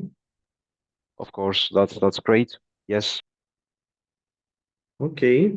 And hello, my name is Dimitris Paraskos, and I am a PhD candidate at the Hellenic Army Academy. And I will do the presentation as Professor Nikolaos Papadakis has academic teaching commitments. Today, I'll present you our work titled Enhancing Inertial Navigation Accuracy Through Integrated MEMS Accelerometers and GPS with Advanced AI Modeling. This project was conducted at the Hellenic Military Academy's Laboratory of Machines, Intelligence and Distributed Systems, and explores innovative methods to improve navigation precision by integrating AI with sensor-based systems. I will start with presenting the outline of the presentation, and I will cover the following points. Firstly, I will address the problem and give you a brief idea about the inertial navigation systems and their function. Then I will introduce you to our system, the apparatus we have developed, how the data were generated and what are the processing techniques, the machine learning model we used, and finally we will see the results achieved so far and what is the future work. Inertial navigation systems, although they're quite an old idea, they remain up to date and they become promising with the new arising technologies such as artificial intelligence and machine learning. Let's start by addressing the problem. The first technique that comes to our mind when we search for accurate positioning is GPS, of course. GPS is a go-to solution for accurate navigation, providing global coverage and real-time updates. It covers almost all of the globe. It has relatively good accuracy and reliability, and it is extremely easy to integrate. But there are also limitations. There's susceptibility to jamming and dependency on satellite signals, which can be disruptive in certain environments like dense urban areas or the underwater domain. And this is why modern systems do not rely solely on GPS, and they also use alternative systems. What are these alternatives? What we use in robots when we try to navigate, for example, indoors. When GPS is unavailable, we use other techniques, including visual odometry, SLAM, acoustic navigation, radio navigation, and LiDAR, using light detection and ranging techniques. However, we still have problems. Because what happens when we do not have the map information before the mission? What if we have low visibility conditions? And what if we have other restrictions, such as lasers are physically restricted, for example, underwater? And what if we cannot deploy beacons in an area? In this situation, we have no other option but to rely solely on onboard sensors, which means accelerometers, gyroscopes, and magnetometers mostly. And these sensors can detect changes in movement and capture even the slightest accelerations or orientation changes. And why would do not rely only in INS systems in this case?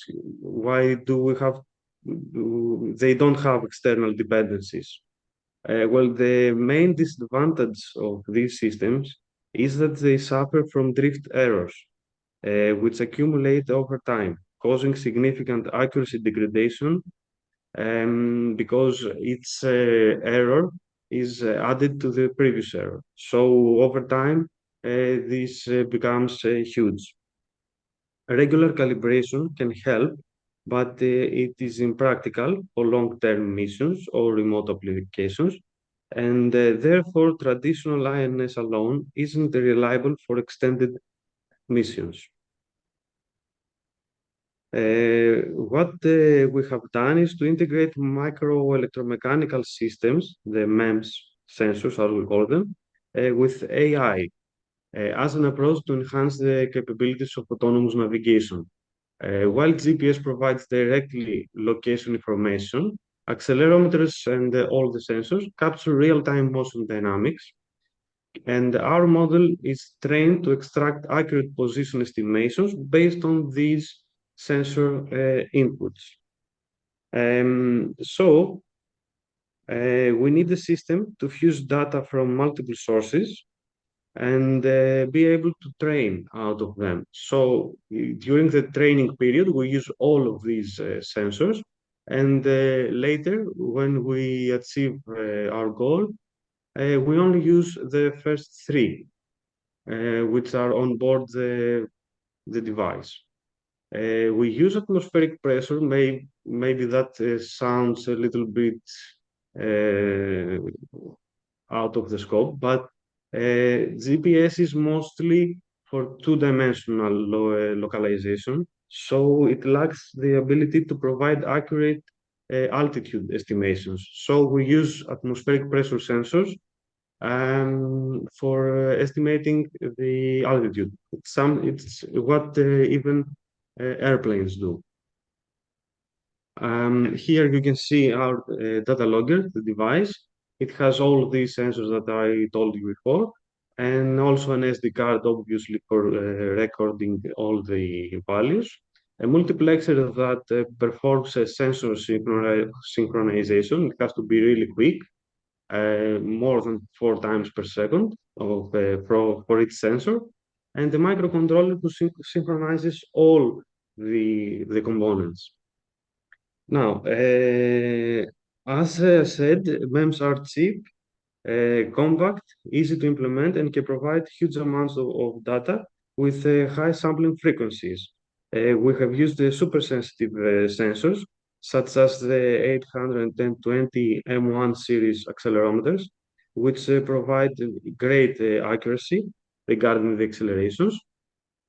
And we have also used GPS because it is reliable as a point of reference, and we want the AI to be able to compare the GPS data with those from the sensors during the training period, and then be able to estimate the values of the rest of the sensors. After the training era finishes, the model is able to estimate positioning relying only on those sensors. So the GPS is used mainly for the training era, the training set. We had to use 2 double GPS receivers because, as I mentioned before, it sometimes loses signal, and the AI would be extremely confused, as it will see those gaps as a teleportation, and this will ruin our training. So this makes it quite difficult, and we had to take a lot of values and implement a lot of sensors. This is the device, and as you can see, there's a lot of wire and sensor connection, and we have, as you can see, all the sensors at least double. Let's go on, and here I want to say that the system is very demanding. It has to capture real-time motion dynamics, and therefore it needs to collect huge amount of data in a high frequency rate.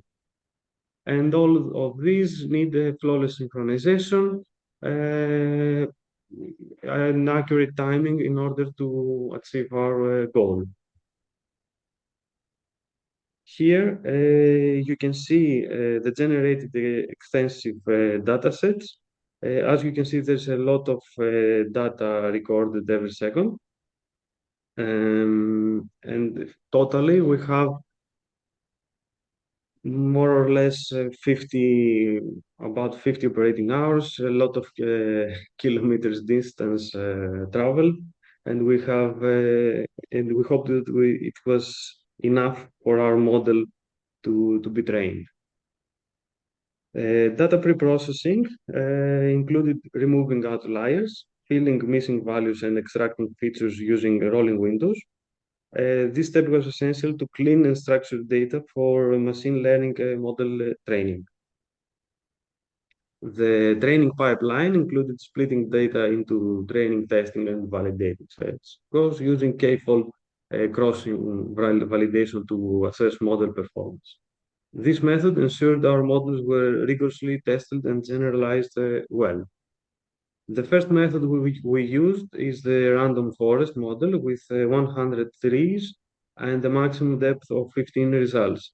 Here you can see the achieved scores, indicating strong performance, but also room for improvement in capturing complex patterns. In another case, a neural network, we used 3 hidden layers, and this model achieved scores that outperformed the random forest, but it also required more computational power. Regarding the results, as for the data logger, we achieved unprecedented precision in capturing movement data. We successfully recorded data even in cases of interference and signal blockage. The developed code serves as a foundation for an advanced generic data logger in other cases if we want to. Regarding the captured data, they offer valuable insights into real-time movements. They enable extensive post-analysis for detailed examination and pattern recognition and behavior. And subsequent studies and training based on the acquired datasets can yield models capable of even accurately predicting the movement trajectories of autonomous systems. And for the AI model, the random forest provides a strong baseline performance with good interpretability, making it suitable for cases where model transparency is important. And neural network slightly outperforms random forest in terms of predictive accuracy, handling non-linear patterns better, but at the cost of interpretability and potentially longer training times. For the future, we intend to create a more embedded system, design a single PCB to host all the sensors to avoid all those wiring and connections. Improvement of sensor fusion algorithms, long-term data collection and analysis, and implement periodic retraining and adaptation strategies as new data becomes available. Thank you for your attention. I'm happy to answer any questions. Thank you very much, Dimitri. Thank you. That was very, very interesting, and the approach of using AI just to make sure that we correct the GPS endpoint seems to be quite amazing. Any questions from the audience?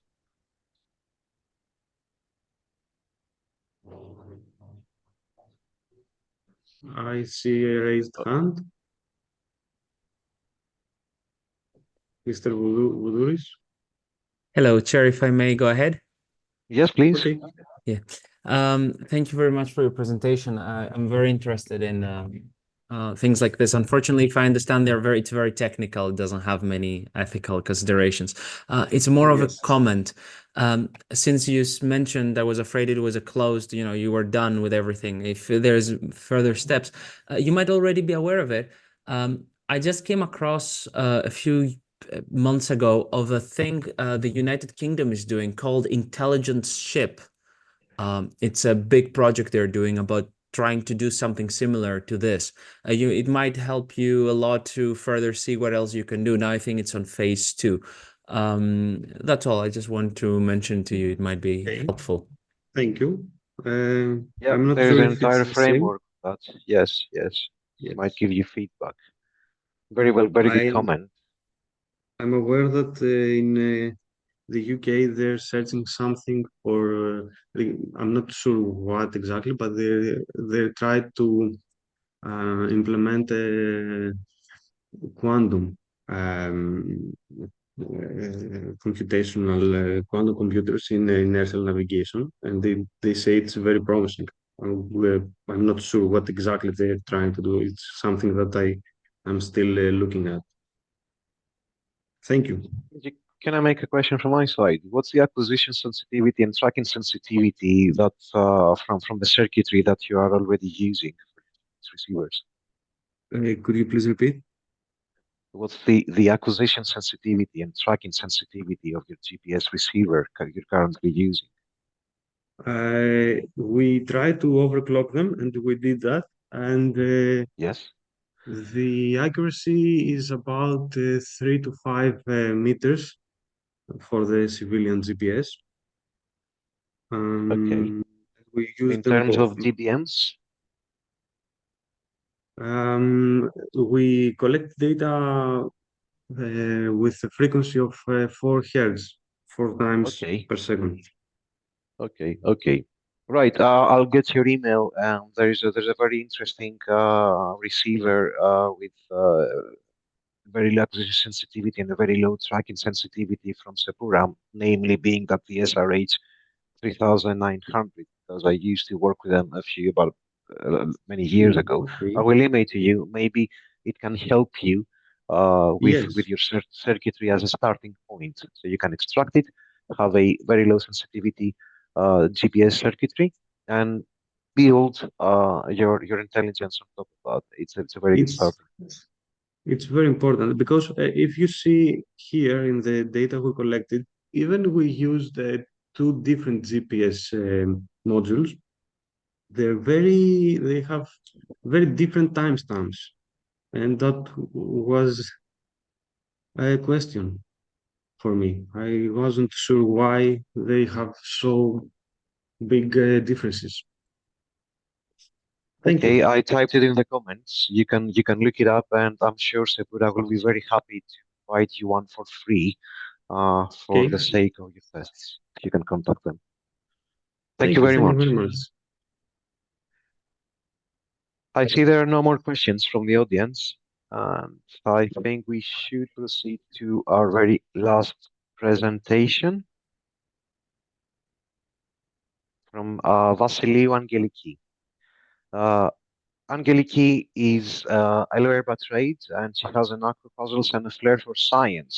She's building bridges between law, society, and science, and we need to listen to her perspective. Now, the title of the presentation is Whose Brains to Pick Tomorrow or / for Tomorrow. And I'm very intrigued to hear what she has to say, because this pretty much sums up everything from ethics to human interpretation. I will leave it up to her. It sounds very, very interesting. The stage is yours, Angeliki. Thank you. Good afternoon, and thank you all for being here. I would like to extend a warm welcome to everyone attending the conference, and especially to those from our sister cities of Athens outside of Greece, and express my gratitude to the organizing committee for inviting me to such an original conference. I apologize in advance for the background noise that you may hear. There is construction work happening in the area at the moment, but hopefully they will recess for lunch soon. So let me see if I can share.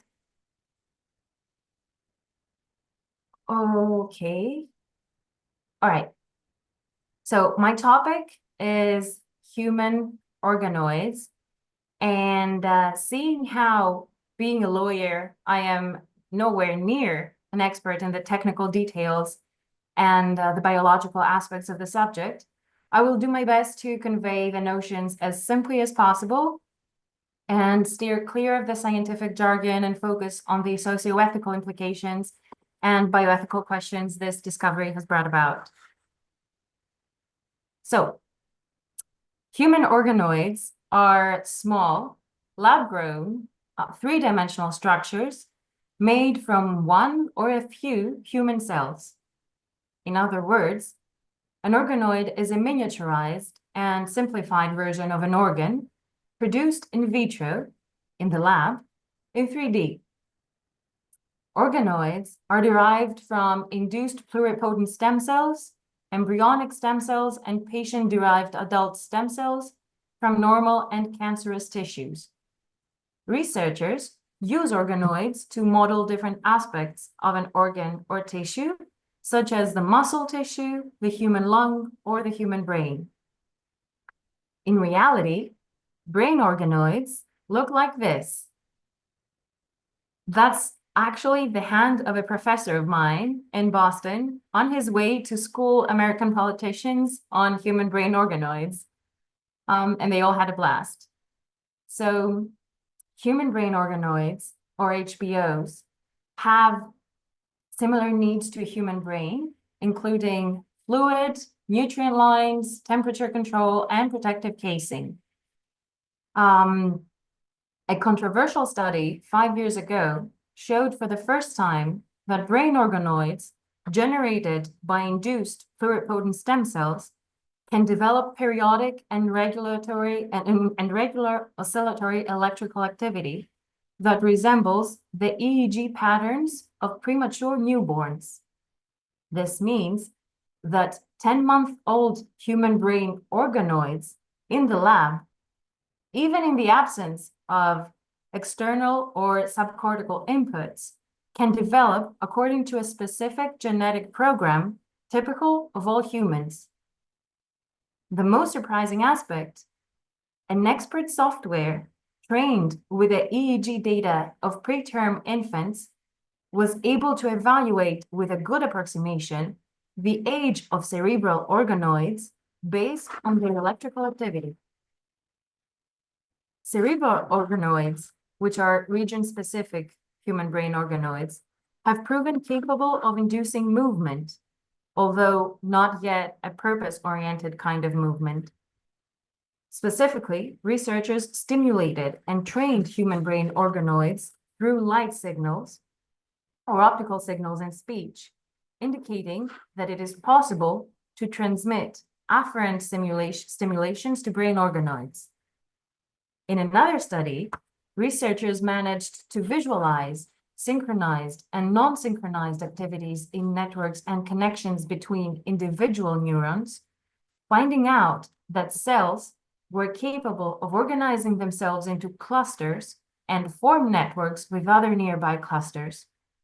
Such manifestation of a synchronized neural activity can be the basis of various relevant brain functions. Brain or neural organoids are used as a model of how the human brain develops, and since they can survive for several years in culture, scientists can observe non-invasively, up close, and in real time how, for example, the Zika virus affects the neurodevelopment of a fetal human brain, or investigate the developmental origins of autism. The laboratory of Hans Clevers in Utrecht in the Netherlands was the first to present the world with intestinal tissue organoids in 2009, and the technique for growing human organoids has rapidly improved since, making it one of the biggest and most promising advancements of this century. Aside from organ or tissue development, brain organoids are also being engineered to determine treatment options for different types of cancer and neurodegenerative disorders like Parkinson's disease. They are further researched for mental health issues with a neurological or physiological link, such as schizophrenia and bipolar disorder. Last but not least, brain organoids that are developed by using stem cells from patients with a specific disease can also provide a human cell-based platform for drug testing. That is, brain organoids that are created by stem cells from a specific patient can be used to test the effectiveness of a drug or a treatment for that specific patient. Such a breakthrough can allow for tailor-made therapies and even puts up for discussion the possibility that neural organoids partially or completely replace animal testing in the future. Naturally, the research surrounding this emerging field and its future applications is preceded and followed by a series of ethical considerations and legal gray areas. For instance, the more complex and organized neural organoids get, the more they resemble a fetal human brain. There are therefore concerns that at some point in the future,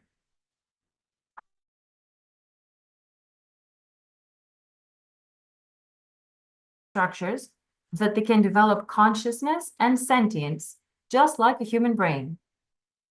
When we avoid unethical research on human beings by making living models of human brains, eventually we may make our models so good that they themselves deserve some of the kinds of ethical and legal respect that have hindered brain research in human beings in the first place, right? So at which developmental point should we halt further research on brain organoids for fear that they may become not just similar, but identical to a human brain? And with what means, tools, or tests can we determine this point? Like Henry Greeley said, if it looks like a human brain and acts like a human brain, at what point do we have to treat it like a human brain or even a human being? What is a brain organoid's moral and legal status? According to Lavazza, a moral philosopher interested in cognitive science, we should clarify the notions of sentience, consciousness, and moral value first. How we identify what consciousness is and what characteristics attribute moral status to an entity are key questions. He takes sentience to be the minimum degree at which a living entity can feel something, and consciousness to be the phenomenal higher level at which an entity can be self-aware as well. I wonder how Kant would feel about this distinction, or even Aristotle. This is a question for the moral philosophers out there. The other concern is how consciousness can be found and evaluated, and the characteristics that allow moral status to be given to an entity. A big part of the problem is that we can't answer that last question. There isn't a clear way to tell, for example, if an organoid is suffering. Humans and animals use their bodies to communicate distress, but a blob of neurons has no means of connecting with the outside world. Like Henry Greeley, our friend from before, has said, who specializes in biomedical ethics, in a vat, no one can hear you scream. So far, the issue of organoid sentience is not pertinent. So contemporary philosophers would agree with Kant, and Lavazza is of the view that there is no ethically relevant difference between human brain organoids and other tissue products for now. There are different moral theories surrounding the human brain organoids, abilities and possibilities, but so far, the majority of moral theorists and the scientific community are skeptical toward assigning any moral value or any notion of sentience or consciousness to the HBOs, to the brain organoids. Legally speaking, the theoretical debate on HBO's consciousness is hot because if we attribute moral status and then maybe we find organoids have a moral value, we need to decide whether we use them to unravel the mystery of human consciousness or legislate protectively in favor of or against a new species.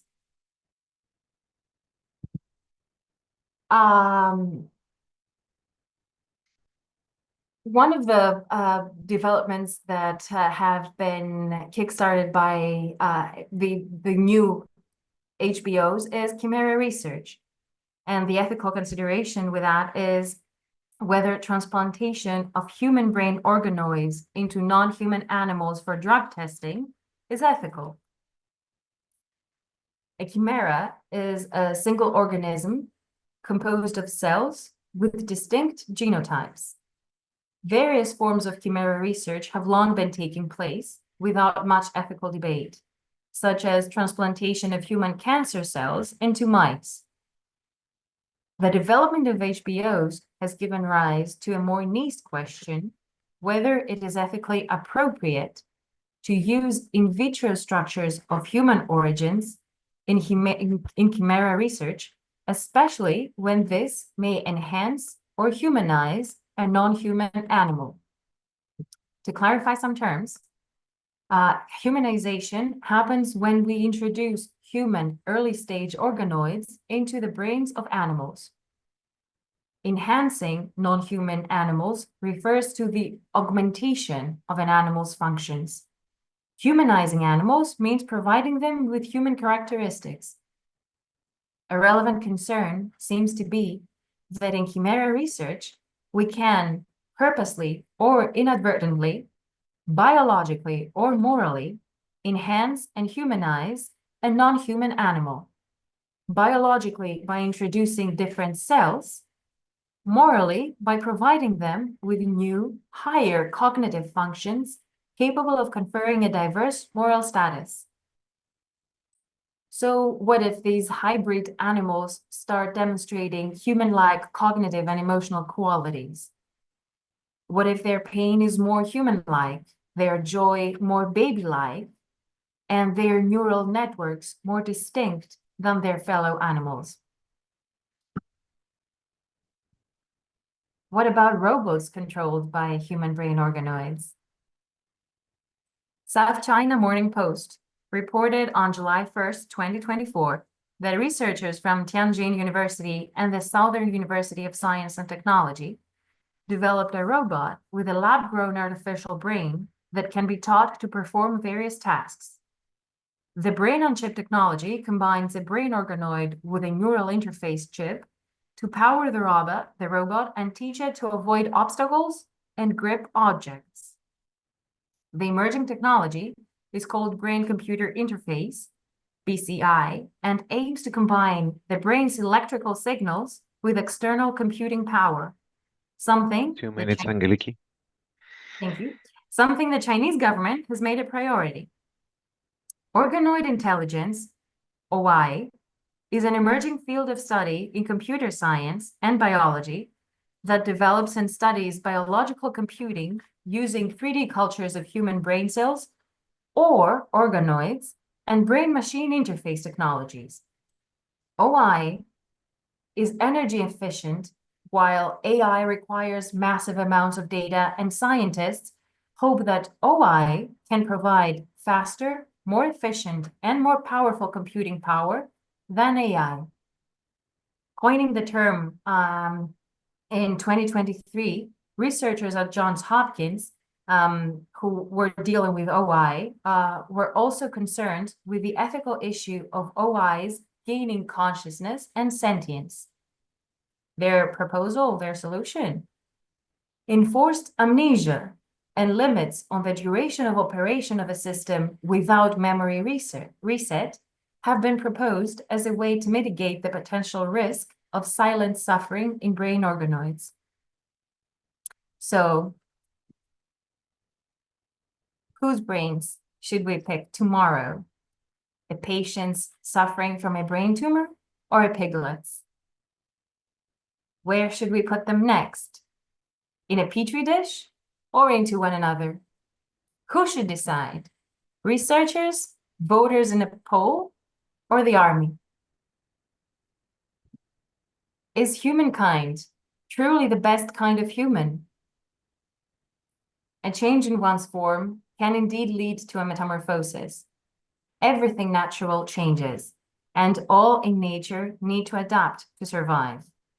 Humanity has been undergoing a metamorphosis for millions of years, and man always craves for more, for better.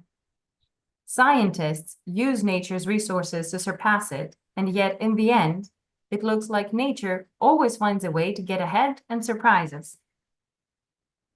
This is why the international scientific community in Europe, and gradually in the US too, has moved to create operational guidelines regarding organoids and organoid-related technologies, embedding an ethical dimension into organoid research, and make appropriate resources available to researchers in order to avoid the situation getting out of control.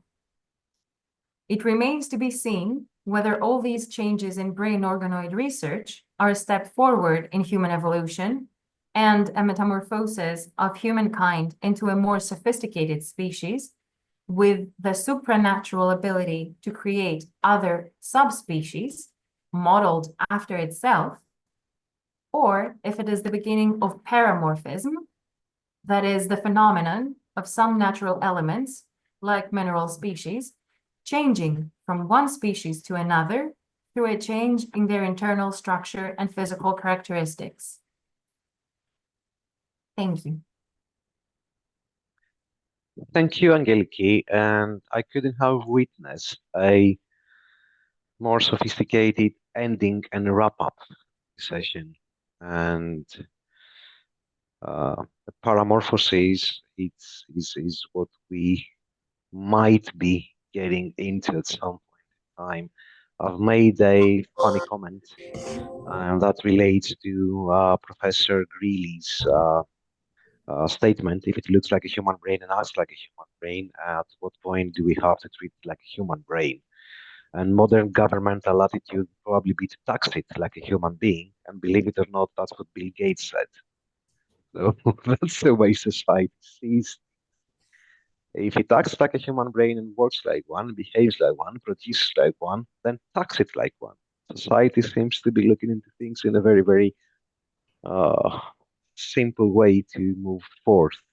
And this also, But if- if I might cut in, this also speaks to the responsibility aspect that previous speakers talked about. So you can have a set of rules that affect the creators of, like the researchers and the academia that create this OI or the brain organoids, but you can't put all the blame on them and all the responsibility on them. It cannot be, it's not viable to have one person be responsible for other entities forever. I couldn't agree with you more. Yes, I agree 100%. 100%. Regarding the rest of the audience, do you have any questions, remarks, and notes?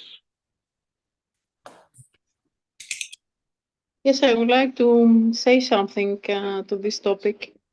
Quite recently, yes, hello.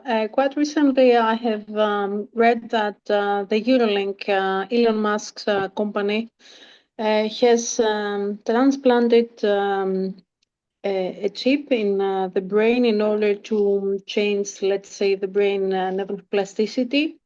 And now, through digital neurons, some people that they have faced kinetical problems, they're going to be able to stand, etc.